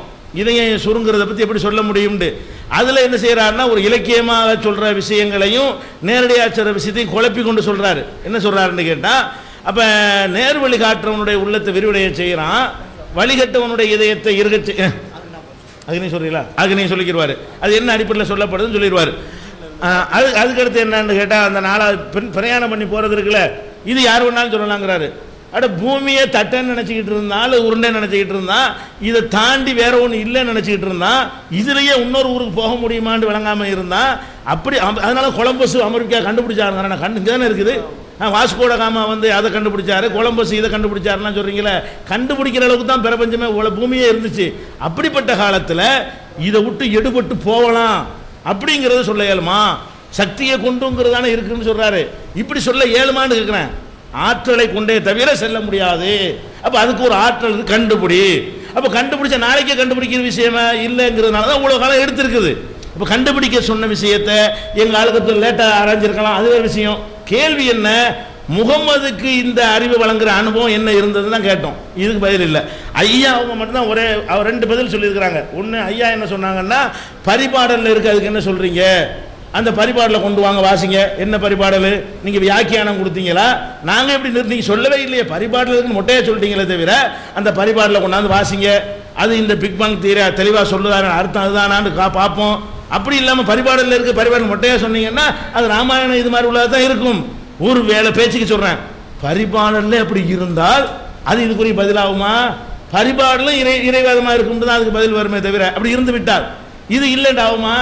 அது பரிபாடல்காரன் இப்படி சொன்னா கேள்வி என்ன? அது முகமது சொல்லியிருக்கேன், அதுக்கு முந்தி உள்ள புஸ்தகங்கள் சொல்லியிருக்கேன். அது ஆனால் ஒன்னே ஒன்று சொன்னால் அது எடுத்துக்கிறீங்களா? பரிபாடலில் ஒன்று நாங்கள் சொல்ல அடுக்கடுக்காக சொல்ல போகிறோம். ஒன்னே ஒன்று தற்செயலாக இருக்குன்னு வேண்டாம், அதுக்காக சொல்ல முடியும். குரானுக்கு அது சொல்ல முடியுமா அப்படிங்கிறோம். அவர் என்ன சொல்கிறாரு, ஐயா என்ன சொல்கிறாருன்னு கேட்டால், வெற்றிவேந்தன் அது பழைய இஞ்சியிலேருந்து அவர் எடுத்து கரெக்ஷன்லாம் நீக்கிட்டு, அதை கரெக்ஷனை நீக்கக்கூடிய அறிவு எங்கே இருந்துச்சு? அதான் கேள்வி. சரி இன்ஜின்ல எடுத்தாட்டு வச்சுக்கிறோம், இன்ஜின்ல உள்ளதெல்லாம் தப்புன்னு அந்த கரெக்ஷன் கரெக்டா பார்த்து அதை மட்டும் ரிமூவ் பண்ணி விட்டு இன்றைக்கு விஞ்ஞானிகள் சொல்ற மாதிரி உள்ளதை கரெக்டா தொகுக்கிறாருன்னு சொன்னா அது எதை கொண்டு முடியும்? அதாவது இப்போ இன்ஜில் என்பது எங்க நம்பிக்கைப்படி கடவுளுடைய வேதம் தான். மனித சரக்கு விளையாடி விட்டது, அதுல சரியானது சிலது இருக்கலாம், அதுக்காக வேண்டி அது வேற ஆள் சொன்னதுன்னு சொல்லல. இவங்க என்ன அடிப்படை விளங்கி கொண்டார்கள்னா, இஸ்லாம்னு நம்ம சொல்றோமே முகமது நபி தான் உண்டாக்குனதுன்னு விளங்கிட்டு தான் அந்த அடிப்படையை ஓடிக்கொண்டிருக்கிறது. நம்ம நம்பிக்கை அது இல்லையே. எங்க நம்பிக்கை என்னன்னு விளங்கி கொள்ளுங்க. நாங்க முகமது நபி இஸ்லாத்தை உண்டாக்குறான்னு சொல்லல. ஃபர்ஸ்ட் இந்த ஒழுக்கத்தை உலகத்துக்கு சொன்னவர் முகமது என்றும் நாங்கள் சொல்லவில்லை. இஸ்லாமே எங்களுக்கு என்ன சொல்லுதுன்னு கேட்டா, முகம்மது ஒரு இறை தூதர், அவர் மாதிரி அவருக்கு முன்னாடி நிறைய இறை தூதர்கள் வந்தார்கள், அவங்களை எல்லாம் கடவுளாக்கி விட்டார்கள். யாரெல்லாம் கடவுளை வணங்குன்னு சொன்னாங்களோ அவங்கள கடவுளாக்கி விட்டார்கள். அவர்களும் இதே மாதிரி போதித்தார்கள். ஃபர்ஸ்ட் மனிதன் ஆதமே முதல் இறை தூதர், அவரே கடவுளை வணங்குன்னு தான் சொன்னாரு. அதனுடைய தொடர்ச்சியை தான் முகமது சொன்னார் நாங்க சொல்றோமே தவிர இதுக்கு முந்தைய யாரும் சொல்லலன்னு நாங்க சொல்லலையே. மதுபானத்தை பத்தி சொல்லல, அதை சொல்லல. வள்ளுவரை சொல்லியிருக்காரு, வள்ளுவர் மதுபானத்தை பத்தி சொல்லியிருக்கிறாரு. இன்னொன்னு சொல்லியிருக்காரு, நீங்க செய்ய மாட்டேங்கிறீங்களே, கொல்லான் புலாலை மறுத்தானை கைகுப்பி எல்லா உயிரும் தொழுண்டார், அதையும் கடைப்பிடிங்களா வாழ்க்கையில? எல்லாம் போட்டு விளையாடுறீங்களே, எல்லாம் பிரியாணி போட்டு சாப்பிட்றீங்களா, அதுவும் வள்ளுவர் தானே சொன்னாரு. அதே வள்ளுவர் தானே சொன்னாரு, கண்டது மண்ணும் ஒரு நாள் அலர் மண்ணும் திங்களை பாம்பு கொண்டுட்டு இருந்தார. சந்திர கிரகணம் பாம்பு போய் சந்திரனை முழுங்குறதுனால ஏற்படுதுன்றார. அந்த காலத்து பிராணத்தை நம்பிக்கொண்டு தானே வள்ளுவர் சொல்றாரு, திங்களை பாம்பு கொண்டுட்டுன்னு சொல்ல முடியுமா? அப்படியே முகமது சொல்லல, மதுபானம் அருந்த வேண்டாம்னு சொன்னாரு. சரி, அதோட சேர்த்து சந்திரனை பேசும்போது எப்படி அவரை பேச முடிஞ்சு? அந்த நம்பிக்கை பாம்பு சந்திரனை முழுங்கும், அதான் கிரகணம்னு நீ புராணத்தில் இருந்தது. சிவபெருமான் தலையில சந்திரன் இருக்கிறது, கழுத்துல பாம்பு இருக்கிறது. இந்த பாம்பு போய் என்ன செய்ய சந்திரனை முழுங்குது. அந்த மாதிரி ஒரு நம்பிக்கை அந்த மக்கள்கிட்ட இருக்கும்போது அதை ஒட்டி யார் சொல்றா? வள்ளுவர் சொல்றாரு. அந்த மாதிரி அதுக்கு பிந்தி வந்த முகமதியே சொல்லல. இதுதான் கேள்வி. அதனால நீங்க அந்த அறிவுரைகள் போதனைகள்லாம் முகமது தான் ஃபர்ஸ்ட் சொன்னார்னு நாங்க சொல்வதாக நீங்க நினைக்கிறீங்க. நாங்க சொல்லவே இல்லை. அதுக்கு முந்தின சில விஷயங்கள்ல உள்ளதும் குர்ஆன்ல இருக்கும், சரியானது இருக்கும், மனித கரங்கள் மாசுபடுத்தாம இருக்கும். அப்புறம் என்ன சொல்றாரு ஐயா, எழுத்து வடிவமா 400 வருஷத்துக்கு முந்தி தான் ராமாயணம்னு ஆச்சு அப்படிங்கிறாரு. இருக்கலாம், குர்ஆன் அப்படி ஆகவில்லை. ஏன்? குர்ஆனுடைய இந்த எந்த பிரதி நீங்க வைத்திருக்கிறீர்களோ இதனுடைய மூல பிரதி 1400 வருடங்களுக்கு முன்னாலேயே இருந்த நபிகள் நாயகம் காலத்திலேயே எழுதப்பட்ட அந்த ஓலைகளிலும் இலைகளிலும் மரப்பட்டைகளிலும் எழுதப்பட்ட மூல பிரதி இன்றைக்கும் துருக்கியில் உள்ள இஸ்தம்பூல் நகரத்தில் உள்ள மியூசியத்திலையும் ரஷ்யாவின் தாஸ்கண்டில் உள்ள மியூசியத்திலையும் அந்த மூல பிரதிகள் இன்றும் பாதுகாக்கப்பட்டிருக்கிறது. நீங்கள் நேற்று டாக்டர் சொன்னதை போல கார்பன் டெஸ்ட் பண்ணினால் அது 1400 வருஷத்துக்கு முந்தியது என்பதை அது நிரூபிக்கும். நீங்க ராமாயணம் 400 வருஷத்துக்கு முந்தைய எழுதுனா செவி வழியா சேர்த்துக்கிட்டாங்கிறீங்களே, குர்ஆன்ல செவி வழியா எவன் இன்னும் சொல்ல போன செவி வழியா சேர்த்தா ஒரே மாதிரி இருக்காது. எங்க அப்பன் பாட்டன் ஒன்று வேற மாதிரி சேர்த்திருப்பான், தமிழ் குர்ஆன் வேற மாதிரி இருக்கும், மலையாளத்துக்காரன் வேற ஒன்று சேர்த்து குர்ஆன் இருப்பான். எங்களையெல்லாம் யூனிஃபார்ம் ஆக்குறது எது யூனிஃபார்ம் படுத்தும்? எங்களையெல்லாம் எப்படி ஒருங்கிணைக்க முடியும்? அப்போ நம்ம என்ன செய்யறோம்? இன்றைக்கு இந்தியாவில் எது குர்ஆன் அதுதான் ரஷ்யாவிலையும் குர்ஆன், அதுதான் அமெரிக்காவிலையும் குர்ஆன், அதுதான் அரபு நாட்டிலையும் குர்ஆன் சொன்னா ஒரு இடத்திலிருந்து அவ்வளோ வருகிறது தானே அர்த்தம். அப்போ மூலப்பிரதிகள் 1400 வருஷத்துக்கு முன்னாடி எழுதி ரெக்கார்டாக்கப்பட்டு கண்ணுக்கு முன்னாடி மியூசியங்களில் பாதுகாத்து அதை இன்னைக்கும் நீங்கள் டெஸ்ட் பண்ணி நிரூபிக்கிற நிலையில் இருக்கும் பொழுது 400 வருஷத்துக்கு முந்தி உள்ளதெல்லாம் நீங்கள் சேர்த்துக்கிட்டீங்கன்னா அப்போ ஒரு விஷயத்தை நீங்கள் சொல்ல வரும்போது அந்த தகவலை அறிஞ்சிக்கிட்டு வரணுமா இல்லையா? இந்த மூலப்பெருதியுடைய படம் கூட நாங்கள் போட்டிருக்கோமே, இந்த குர்ஆனுடைய லாஸ்ட்டில் மூலப்பெருதியுடைய படத்தை இணைஞ்சிருக்கிறோம் போட்டிருக்கிறோம். அதனால இதெல்லாம் சரியானது கிடையாது. மற்றது சொல்லுங்க.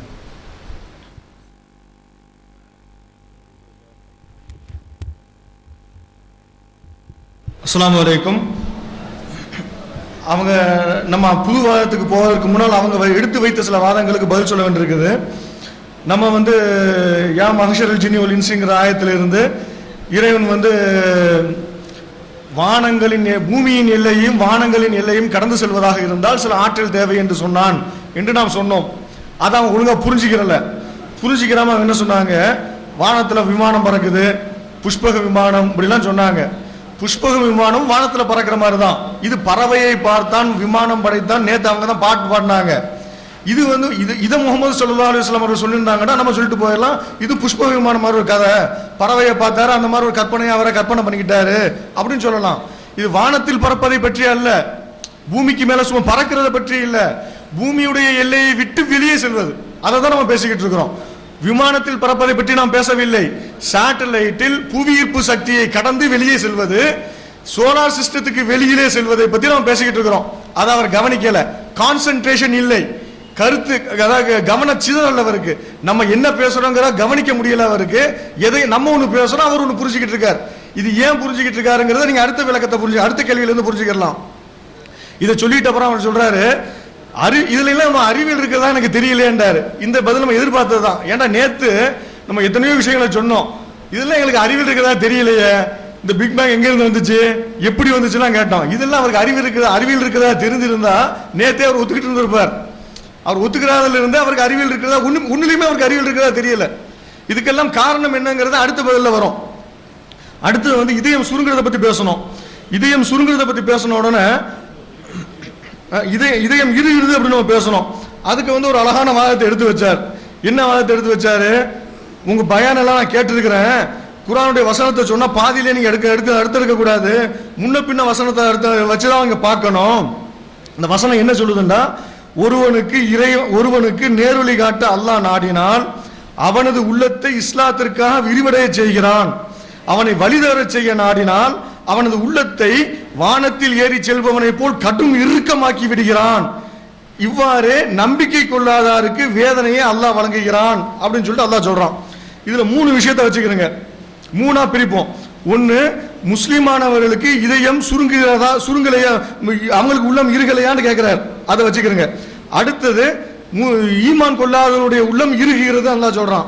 சொல்லிட்டு 3ஆவது சொல்றான், நம்பிக்கை கொள்ளாதவர்களுக்கு அல்லாஹ் வேதனையை இவ்வாறு தான் வேதனையை வழங்குகிறான்னு சொல்றான். இதுல என்ன வேதனை இருக்குங்கிறத நம்ம பார்க்கணும். இப்ப ஸ்லைட போறோம்.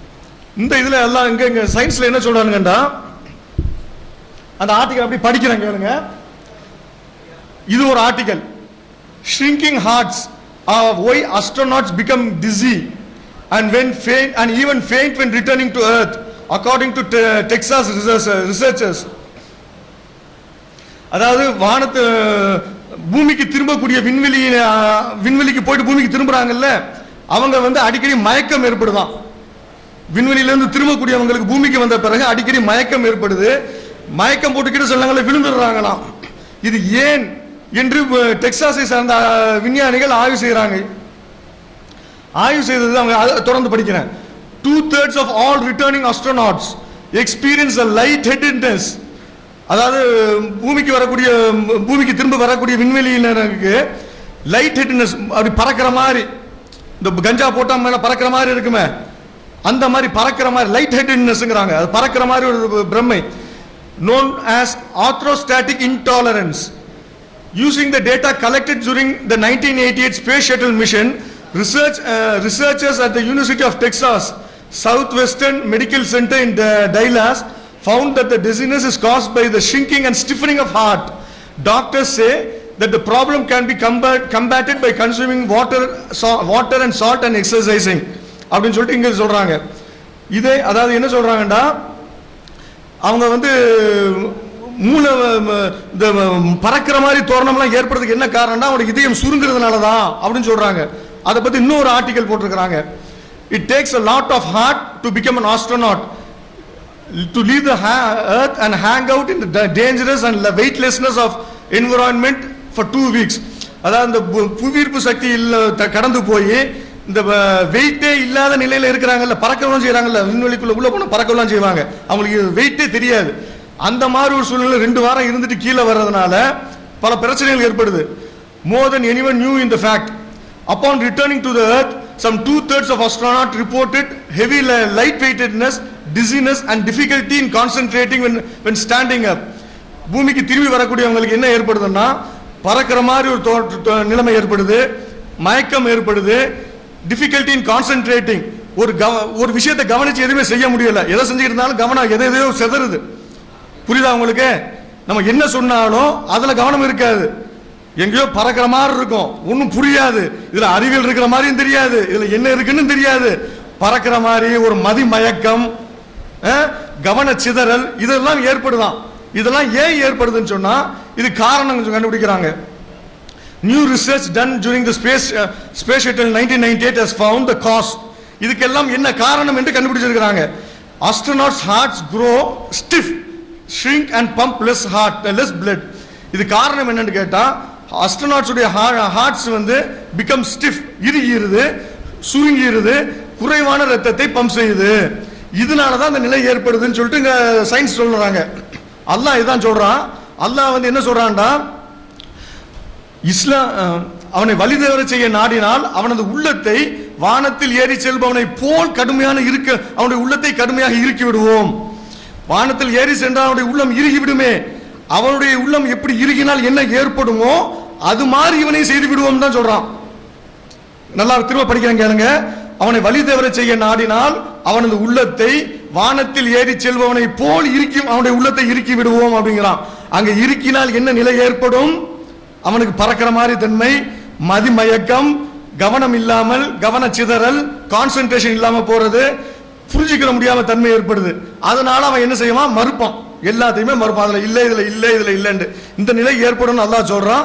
இதுதாங்க ஏற்பட்டு கொண்டிருக்கிறது, நம்ம பார்த்துக்கிட்டு இருக்கிறோம். இதுதாங்க பார்த்துக்கிட்டு இருக்கிறோம். அதுக்கு முந்தின வசனத்தை படிச்ச உடனே இது இன்னும் நல்லா புரியுது. இதை அல்லாஹ்வை ஏற்றுக்கொள்ளக்கூடியவனுக்கு நல்லா புரியுது, நல்லா புரியுது. நமக்கு என்ன சொன்னாலும் புரிஞ்சுக்கிறோம். நல்லா பிளட் பம்ப் ஆகுது. அதுக்காக தான் நம்ம என்ன செய்யறோம்? பிளட் கேம்ப் அதிகமா நடத்தி அதிகமா போய் பிளட் வேற கொடுத்துட்டு வர்றோம். நல்லா பம்ப் ஆகிட்டு இருக்கிறதுனால முந்தின வசனத்தை படிச்சு கூடுதலாக புரியுது. அடுத்த கடைசி பகுதி என்னன்னா, இவ்வாறே நம்பிக்கை கொள்ளாதவருக்கு வேதனையை அல்லாஹ் வழங்குகிறான். என்ன வேதனைன்னா இதுதான், அவங்களுக்கு மதிமயக்கத்தினால இந்த அஸ்ட்ரானுக்கு ஏற்பட்டது இல்ல, இந்த நிலைமையெல்லாம் ஏற்படுது. சார் அடுத்துக்கு டைம் இல்லையா?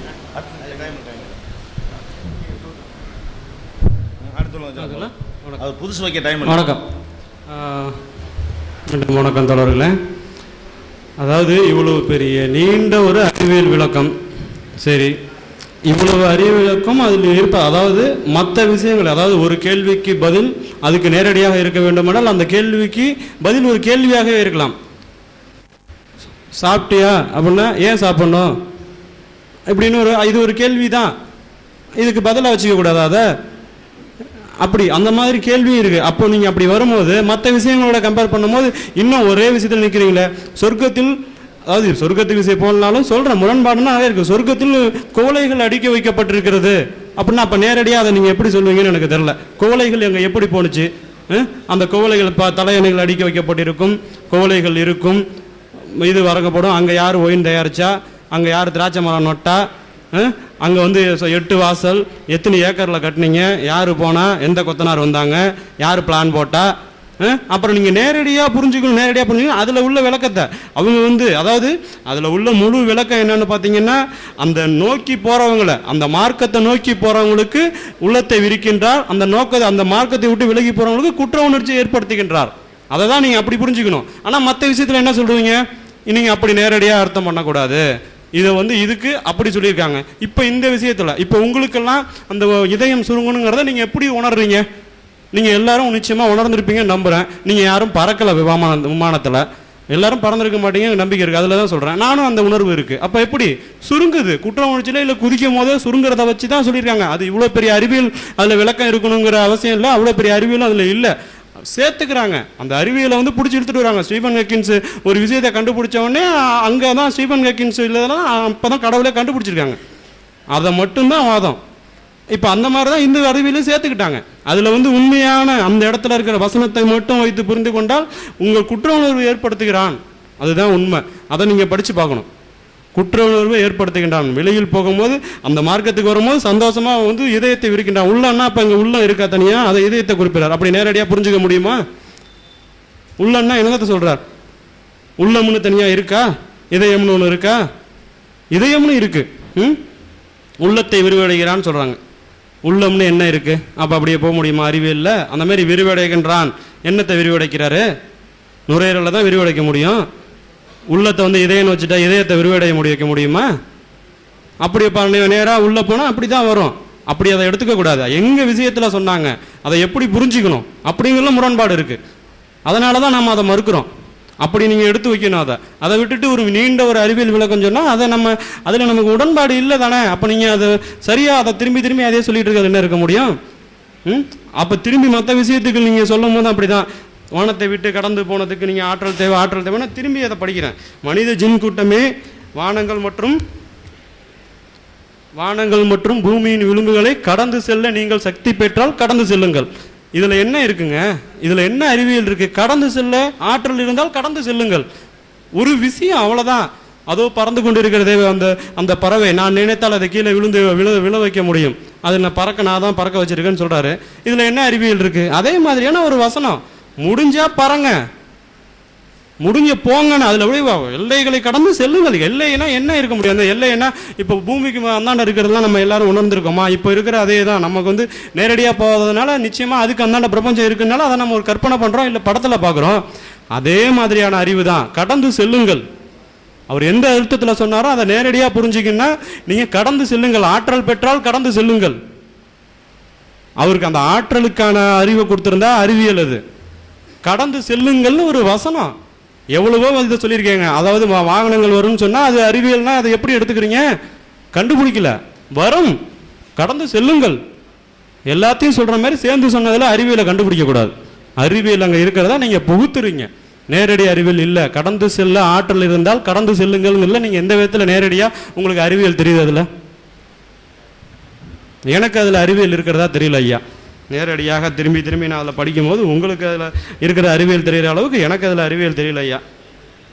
மனித ஜின் கூட்டமே, வானங்கள் மற்றும் பூமியின் விழுங்களை கடந்து செல்ல நீங்கள் சக்தி பெற்றால் கடந்து செல்லுங்கள். ஆற்றல் மூலம் தவிர நீங்கள் கடந்து செல்ல மாட்டீர்கள். ஆமாம், பறக்கணும்னா ஒரு ஆற்றல் தேவை. அந்த ஆற்றல் ஒரு விமான சக்தியாக இருக்கலாம், வேற எதுவாக இருக்கலாம், இல்லை இப்போ இருக்கிற லேட்டஸ்ட் விஷயமா இருக்கலாம். எதுவோ ஆற்றல் தேவை. ஆற்றல் இருந்தால் மட்டுமே கடக்க முடியும். அந்த ஆற்றல் தான் அவர் அதை சாதாரணமாக அதை விஷயமாக சொல்லியிருக்காரு. அந்த ஆற்றலுக்கான எந்த விளக்கமும் கொடுக்கல. கடந்து செல்ல முடிந்தால் கடந்து செல்லுங்கள். இன்னும் நிறைய வசனங்கள் சொல்லிக்கிட்டே வராங்க. அதில் இதுவும் ஒன்று. இப்போ நானும் ஒன்று அதான் திரும்பி சொன்னேன். அதை அவங்க சொல்லலை. 1000 வருடம் வாழ தகுதி இருந்தால் வாழுங்கள் அப்படி சொல்லிட்டாங்க. அப்போ அதுக்கு நிச்சயமாக அதில் வேற அறிவியல் விளக்கம் இருக்கு. அந்த தகுதி இருந்தால் செஞ்சுட்டு போங்க. அப்புறம் இன்னும் நிறைய முரண்பாடு இருக்கு.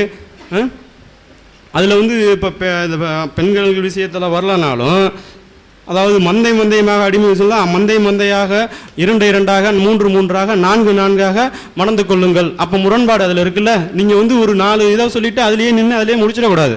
முரண்பாடுன்னா ஒட்டுமொத்த முரண்பாடுக்கும் பயிரணும். இதில் முரண்பாடு அதில் மறுத்துட்டோம்னா அடுத்த விஷயத்துக்கு வந்துருங்க. அறிவியல் இல்லைன்னு அதில் சொல்லும் போது நீங்கள் அதை நிரூபிக்கணும். இது சேர்த்து இழுக்கக்கூடாது. அது கூட அது நேரடி அர்த்தத்தில் தான் நான் புரிஞ்சுக்கணும். இதில் எனக்கு அப்படி இருக்கிறதா தெரியல. அப்போனா நிறைய விஷயங்கள், அதாவது இப்போ கிரைம் இப்போ வந்திருக்கு, அதுக்கப்புறம் அந்த சட்டத்தை மாற்றிருக்காங்கிறப்போ நான் சொன்ன மாதிரி ஒரு 6 மாத காலத்துலையோ இல்லை அவர் 24வது வருது, அதாவது ஒரு 40வது வயதுலேருந்து 63 ஒரு 23 24 வருஷம். அந்த 24 வருஷத்தில் பல்வேறு சமயத்தில் பல்வேறு விஷயங்கள் அவரே ஒரு இடத்துல சொல்லியிருக்கிறாரு. நான் அதை மாற்றி சொல்லியிருந்தேன்னா அதுக்கு சிறப்பான ஒன்று வரதா சொல்லியிருக்காரு. சிறப்பான வரத்துக்காக தான் மாற்றி சொல்லியிருக்கேன்னு. அப்போ அவரும் மாற்றி சொல்லியிருக்காரு. இப்போ வந்திருக்குல்ல மீதி இருக்கிற வருஷத்துக்கு ஏன் மாற்றவே இல்லை? தேவையில்லையா? மாறலையா? உலகம் மாற்றத்துக்கு உட்படலையா? அப்போனா மாற்றத்துக்கு தேவையே இல்லை. ஏன்னா இதுக்கப்புறம் புதுசாக ஒருத்தவங்க திரும்பி இன்னொரு மாற்ற விட்டுறக்கூடாது, இதை இது பண்ணக்கூடாதுங்கிற ஒரு குறுகிய எண்ணமாக தான் எனக்கு படுது. இப்போ வந்திருக்கு திரும்பி சொல்லணும், மாற்றம் உட்படணும், புதுசாக வந்துடக்கூடாது, முடிவு பண்ணிட்டாங்க. அப்புறம் இன்னும் நாங்கள் திரும்பி இந்த கேள்விகளுக்கு அவங்க பதில் சொல்லட்டும். இன்னும் நிறைய விஷயங்கள்லாம் இருக்குது. முன்னாடி சொன்ன அந்த இதுலேருந்து நிறைய முரண்படுற விஷயங்கள்லேருந்து இன்னும் நிறைய இருக்குது. ஐயா அவர்கள் இது பண்ணுவாங்க. கேள்வி கேட்டதுக்கப்புறம் அந்த முரண்பாடுகளை சொல்லலாம்.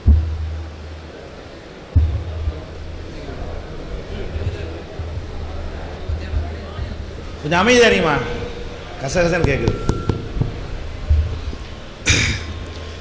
காமராஜர் முதலமைச்சராக இருக்கும்போது கடலூரில் ஒரு எம்எல்ஏ ஒரு போலீஸ்காரர் வீட்டில் கூட்டு போகிறார். அவர் மேலே ஒரு பெட்டிஷன் ஒரு ஆள் கொடுத்துட்டாரு, கூட்டு போகிறார்.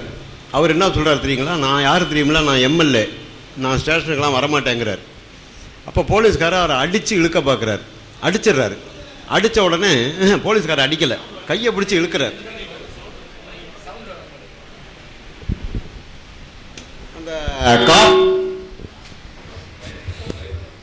அந்த காவல்துறை அதிகாரி அந்த எம்எல்ஏ கையை பிடிச்சி இழுக்கிறார். இழுக்கும்போது இவர் அந்த போலீஸ்காரரை அடிச்சிடறார். அடித்த உடனே தரன்னு இழுத்துட்டு போய் ஸ்டேஷனில் உட்கார வச்சுறாரு. அதுக்குள்ளே அங்கே இருக்கிற காங்கிரஸ்காரங்க காமராஜருக்கு ஃபோன் பண்ணி இந்த மாதிரி நம்ம எம்எல்ஏ போலீஸ்காரர் அடிச்சிட்டாரு, உடனே அவரை சஸ்பெண்ட் பண்ணுங்க அப்படின்னு சொல்கிறார். உடனே காமராஜர் என்ன பண்ணார் கேட்டிங்கன்னா, இன்னொரு காங்கிரஸ்காரர் நேர்மையானவருக்கு ஃபோன் பண்ணி கேட்டு நடந்தது என்னங்கிறார். இல்லை, அந்த எம்எல்ஏ செஞ்சது தப்பு தாங்க, அவர் விசாரணைக்கு கூப்பிட்டாரு, இவர் போகலை அப்படின்னார். உடனே காமராஜர் என்ன பண்ணார் கேட்டிங்கன்னா, அந்த போலீஸ் அதிகாரிக்கு ஃபோன் பண்ணி எம்எல்ஏயை உள்ளே வைங்க, வெளியே விடாதீங்கன்ட்டார். ஜெயிலுக்குள்ளே வைங்க, வெளியே விடாதீங்க, செல்லில் வைங்கன்னார்.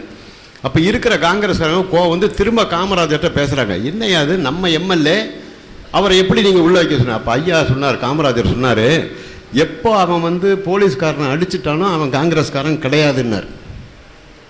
போலீஸ்காருக்கு நம்ம கட்டுப்படணும், ஏன்னா அது காவல்துறைக்கு சட்டம். அது நம்ம ஒரு தப்பு செய்யும்போது நம்மளை கூப்பிட்டு விசாரிக்க அவங்களுக்கு உரிமை இருக்குது. அது தப்பு உண்மையாக பொய்யா அதுக்கு இப்போ இருக்கிற காவல்துறையெல்லாம் அப்போ கிடையாது, பொய் கேஸ் போடுற காவல்துறையெல்லாம் அப்போ கிடையாது. அதனால சொல்கிறேன். அப்போது அது மாதிரி இப்போ ஐயா சொன்னாங்க, கிலோ கணக்கில் தங்கம் கொடுத்தா நாத்திகன் கூட எந்த பொண்ணையும் கட்டிக்குவோம் அப்படின்னாங்க. கிலோ கணக்கில் தங்கத்தை கொடுத்து ஒரு பொண்ணை கட்டுறவன் கண்டிப்பாக நாத்திகனாக இருக்க மாட்டான். அவன் வேணால் அந்த கட்டுறதுக்கு முதல் நாள் வரைக்கும் நாத்திகனாக இருந்திருப்பான். அந்த காசுக்கு ஆசைப்பட்டு அந்த பொண்ணை கட்டினான்னா அவன் பெரியார் தொண்டன் கிடையாது.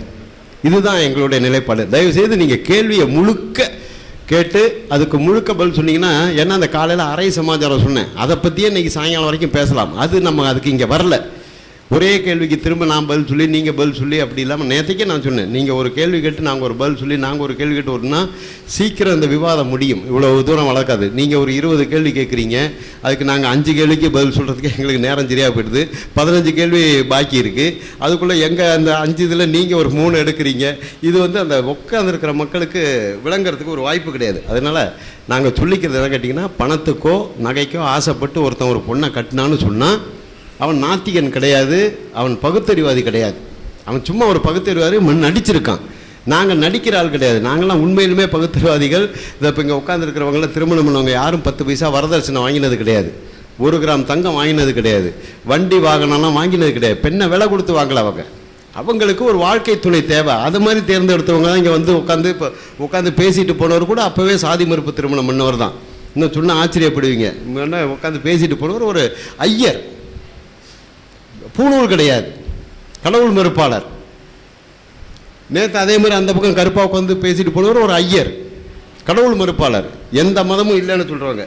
அதனால் நாங்கள் சாதி மதம் பார்க்காம, பேதம் பார்க்காம, ஏழை பணக்காரன் பார்க்காம எங்கள் வாழ்க்கைக்கு தேவையான ஒரு பொண்ணை தேர்ந்தெடுத்துக்கிறோம் பாருங்க, அவன் தான் பகுத்தறிவாதியை தவிர நீங்கள் வந்து கருப்பு சட்டை போட்டவங்க எல்லாரையுமே பகுத்தறிவாதின்னு தயவு செய்து நினச்சிடாதீங்க. அது வேறு இது வேறு. ஏன்னு கேட்டிங்கன்னாக்கா, இன்றைக்கி பெரியாருடைய சொத்துக்கெல்லாம் ஆசைப்பட்டு இருக்கிறவங்க இருக்காங்க. நாங்கள்லாம் பெரியாருடைய கொள்கைக்காக இருக்கிறவங்க. சொத்துக்கு ஆசைப்படுறது வந்து அது வந்து கொள்கை ஆகாது. அப்புறம் ஐயா இன்னொன்று சொன்னாங்க, இந்த கிலோ கணக்கில் தங்கம் கொடுத்தா திருமணம் செஞ்சுக்குவான், ஆனால் நாத்திகன்னு சொல்லுவான் அப்படின்னாங்க. இன்றைக்கி இந்த எல்லா மதத்தையும் எல்லா கடவுளையும் ஏற்றுக்கிறவங்க, அதாவது அவங்க வந்து வரதட்சணை இல்லாமல் திருமணம் பண்ணுறவங்க எத்தனை பேர் இருக்காங்க? உங்கள் இஸ்லாத்தை எடுத்துக்கங்க, கிறிஸ்தவர்கள் எடுத்துக்கங்க, இந்துக்கள் எடுத்துக்கங்க, சீக்கியர்கள் எடுத்துக்கங்க. இப்போ நாங்கள் பண்ணுறத மாதிரி அவங்க பண்ணுறாங்களா? எல்லாம் வரதட்சணை தான். வரதட்சணை இல்லாமல் வேணால் நீங்கள் சொல்கிற மாதிரி ஒரு சிறு பகுதி உங்களால் மாற்றப்பட்டவர்கள், உங்கள் இயக்கத்தால் மாற்றப்பட்டவர்கள் இருக்கலாம். அதை வச்சு நம்ம உலகத்தை கணக்கிட முடியாது. அப்புறம் இன்னொரு செய்தி சொன்னாங்க, திருவள்ளுவர் சொல்கிற மாதிரி நீங்கள் நடக்கிறீங்களா? கொல்லான் புலாலை மறுத்தானே கைகூப்பி எல்லா உயிரும் தொழும். பிரியாணி போட்டால் சாப்பிட்றீங்க, கோழியை முழுசாக சாப்பிட்றீங்கன்னு ஐயா சொன்னாங்க. நாங்கள் திருவள்ளுவர் முழுக்க ஏற்றுக்கலை. திருக்குறள் மாநாடு முத போட்டது பெரியார் தான். அப்போ எங்கள் ஆளுங்கெல்லாம் போய் பெரியார்கிட்ட கேட்டாங்க, நீங்கள் என்ன திருக்குறளை ஏற்றுக்கிறீங்களா, அதில் மூடத்தனம் இருக்கே அப்படின்னாங்க. அப்போ ஐயா சொன்னார், அவன் ராமாயணத்துக்கு போடுறான், மகாபாரதத்துக்கு போடுறான், நமக்குன்னு சாதி மதம் இல்லாத ஒரே ஒரு மறை வந்து திருக்குறள். திருக்குறள் நாங்கள் ஏற்றுக்கிட்டது என்னன்னு கேட்டிங்கன்னா, அதில் உயர்வு தாழ்வு கிடையாது. சாதியை பற்றி பேசவே இல்லை, மதத்தை பற்றி பேசவே இல்லை. முழுக்க மனிதன் இப்படி தான் இருக்கணும், அன்போடு இருக்கணுங்க. அப்போ அன்புங்கிறது இன்னொரு உயிரை கொள்வது அன்பு கிடையாது. ஆனால் அதை நாங்கள் ஏற்றுக்கலை. ஏன்னு கேட்டிங்கன்னா, இன்றைக்கி நம்ம சாப்பிட்ற சாப்பாடு சுமாராக ஒரு 30 டன் வச்சுங்க. 20 டன் வந்து நம்ம சாப்பிட்றது கடல் உணவு. கடல்லேருந்து கிடைக்கிறது மட்டும் 20 டன், 3ல் 2 பங்கு கடல் உணவு. பாக்கி 1 டன் இருக்கு, ஒரு பகுதி இருக்குது பாருங்கள். அதில் தான் இந்த காக்கா, கோழி, புறா, ஆடு, மாடு, ஒட்டகம் இதெல்லாம் சாப்பிட்டுட்ருக்கோம்.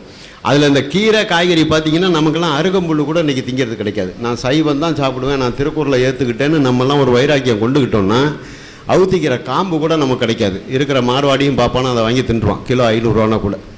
அதனால எங்களுக்கு திருக்குறள் முழுமையாக கிடையாது. அப்போ ஐயாட்ட கேட்டாங்க, அதை எப்படி நீங்கள் ஏற்றுக்கிறீங்க? நாங்கள் பிள்ளை இல்லாத பொம்பளை குலவைகளில் போட்டு தொட்டில் ஆட்டிகிட்டு இருப்போம், அதனால நான் திருக்குறளை ஏற்றுக்கிட்டு இருக்கேன்னாரு.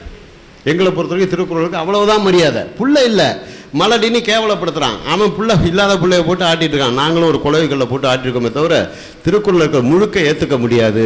அதில் சாதி மதம் கிடையாது, உயர்வு தாழ்வு கிடையாது, அன்பை வலியுறுத்துறாரு. வள்ளலாரும் ஏதாவது சொன்னார், அன்பை தான் சொன்னார். எங்களுக்கு அந்த அன்பு தான், அதுதான் நான் முன்னாடியே கேட்டேன், மனித நேயத்துக்கு ஒத்து வர்றது எவ்வளவு இருக்கு அப்படின்னு கேட்டேன். இப்போ சொல்லிட்டு போனோன்னாக்கா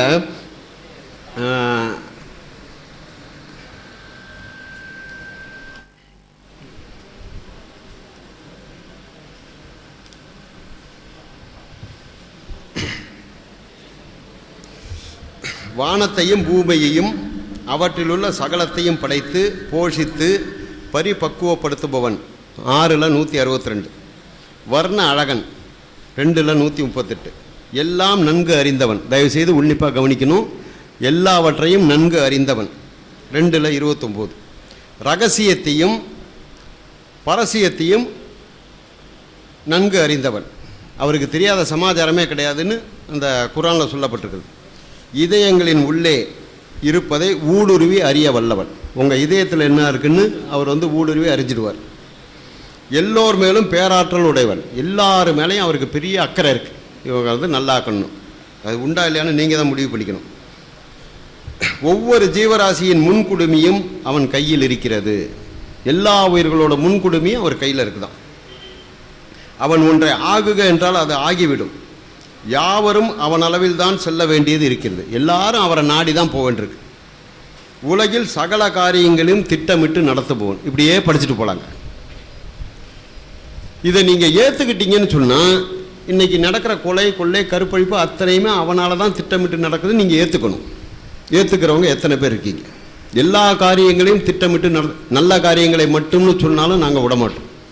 அப்புறம் கெட்ட காரியங்களை யார் நடத்துகிறாங்க? ஏன்னா இறைவனை தாண்டி ஒரு ஆள் இல்லைன்னு சொல்கிறீங்க. இறைவன் தான் எல்லாத்துக்கும் காரணம், சகலகலா வல்லவன், அவன் அன்றி ஒரு அணு அசையாது, எல்லாம் அவன் செய்யணும்னு சொல்லும்போது இவ்வளவு கெட்ட காரியங்கள் நடக்குதே, தினம் நடந்துக்கிட்டு இருக்கு. தொலைக்காட்சியில் பார்க்குறீங்க, செய்தியில் பார்க்குறீங்க. இதுக்கெல்லாம் யார் காரணம் தான் நாங்கள் கேட்குறோம். மிக பரிசுத்தமானவன், அளவற்ற அருளாளன், நிகரற்ற அன்புடையவன். அந்த அளவற்ற அருளாளன் என்னென்ன செஞ்சார்னு பக்கத்தில் சொல்கிறாங்க பாருங்கள். அதே இதில் இதோ அவர்களுக்கு முன் எத்தனையோ கூட்டத்தினரை நாம் அழித்து இருக்கிறோம். அழித்து ஒழிச்சிருக்காங்களாம்.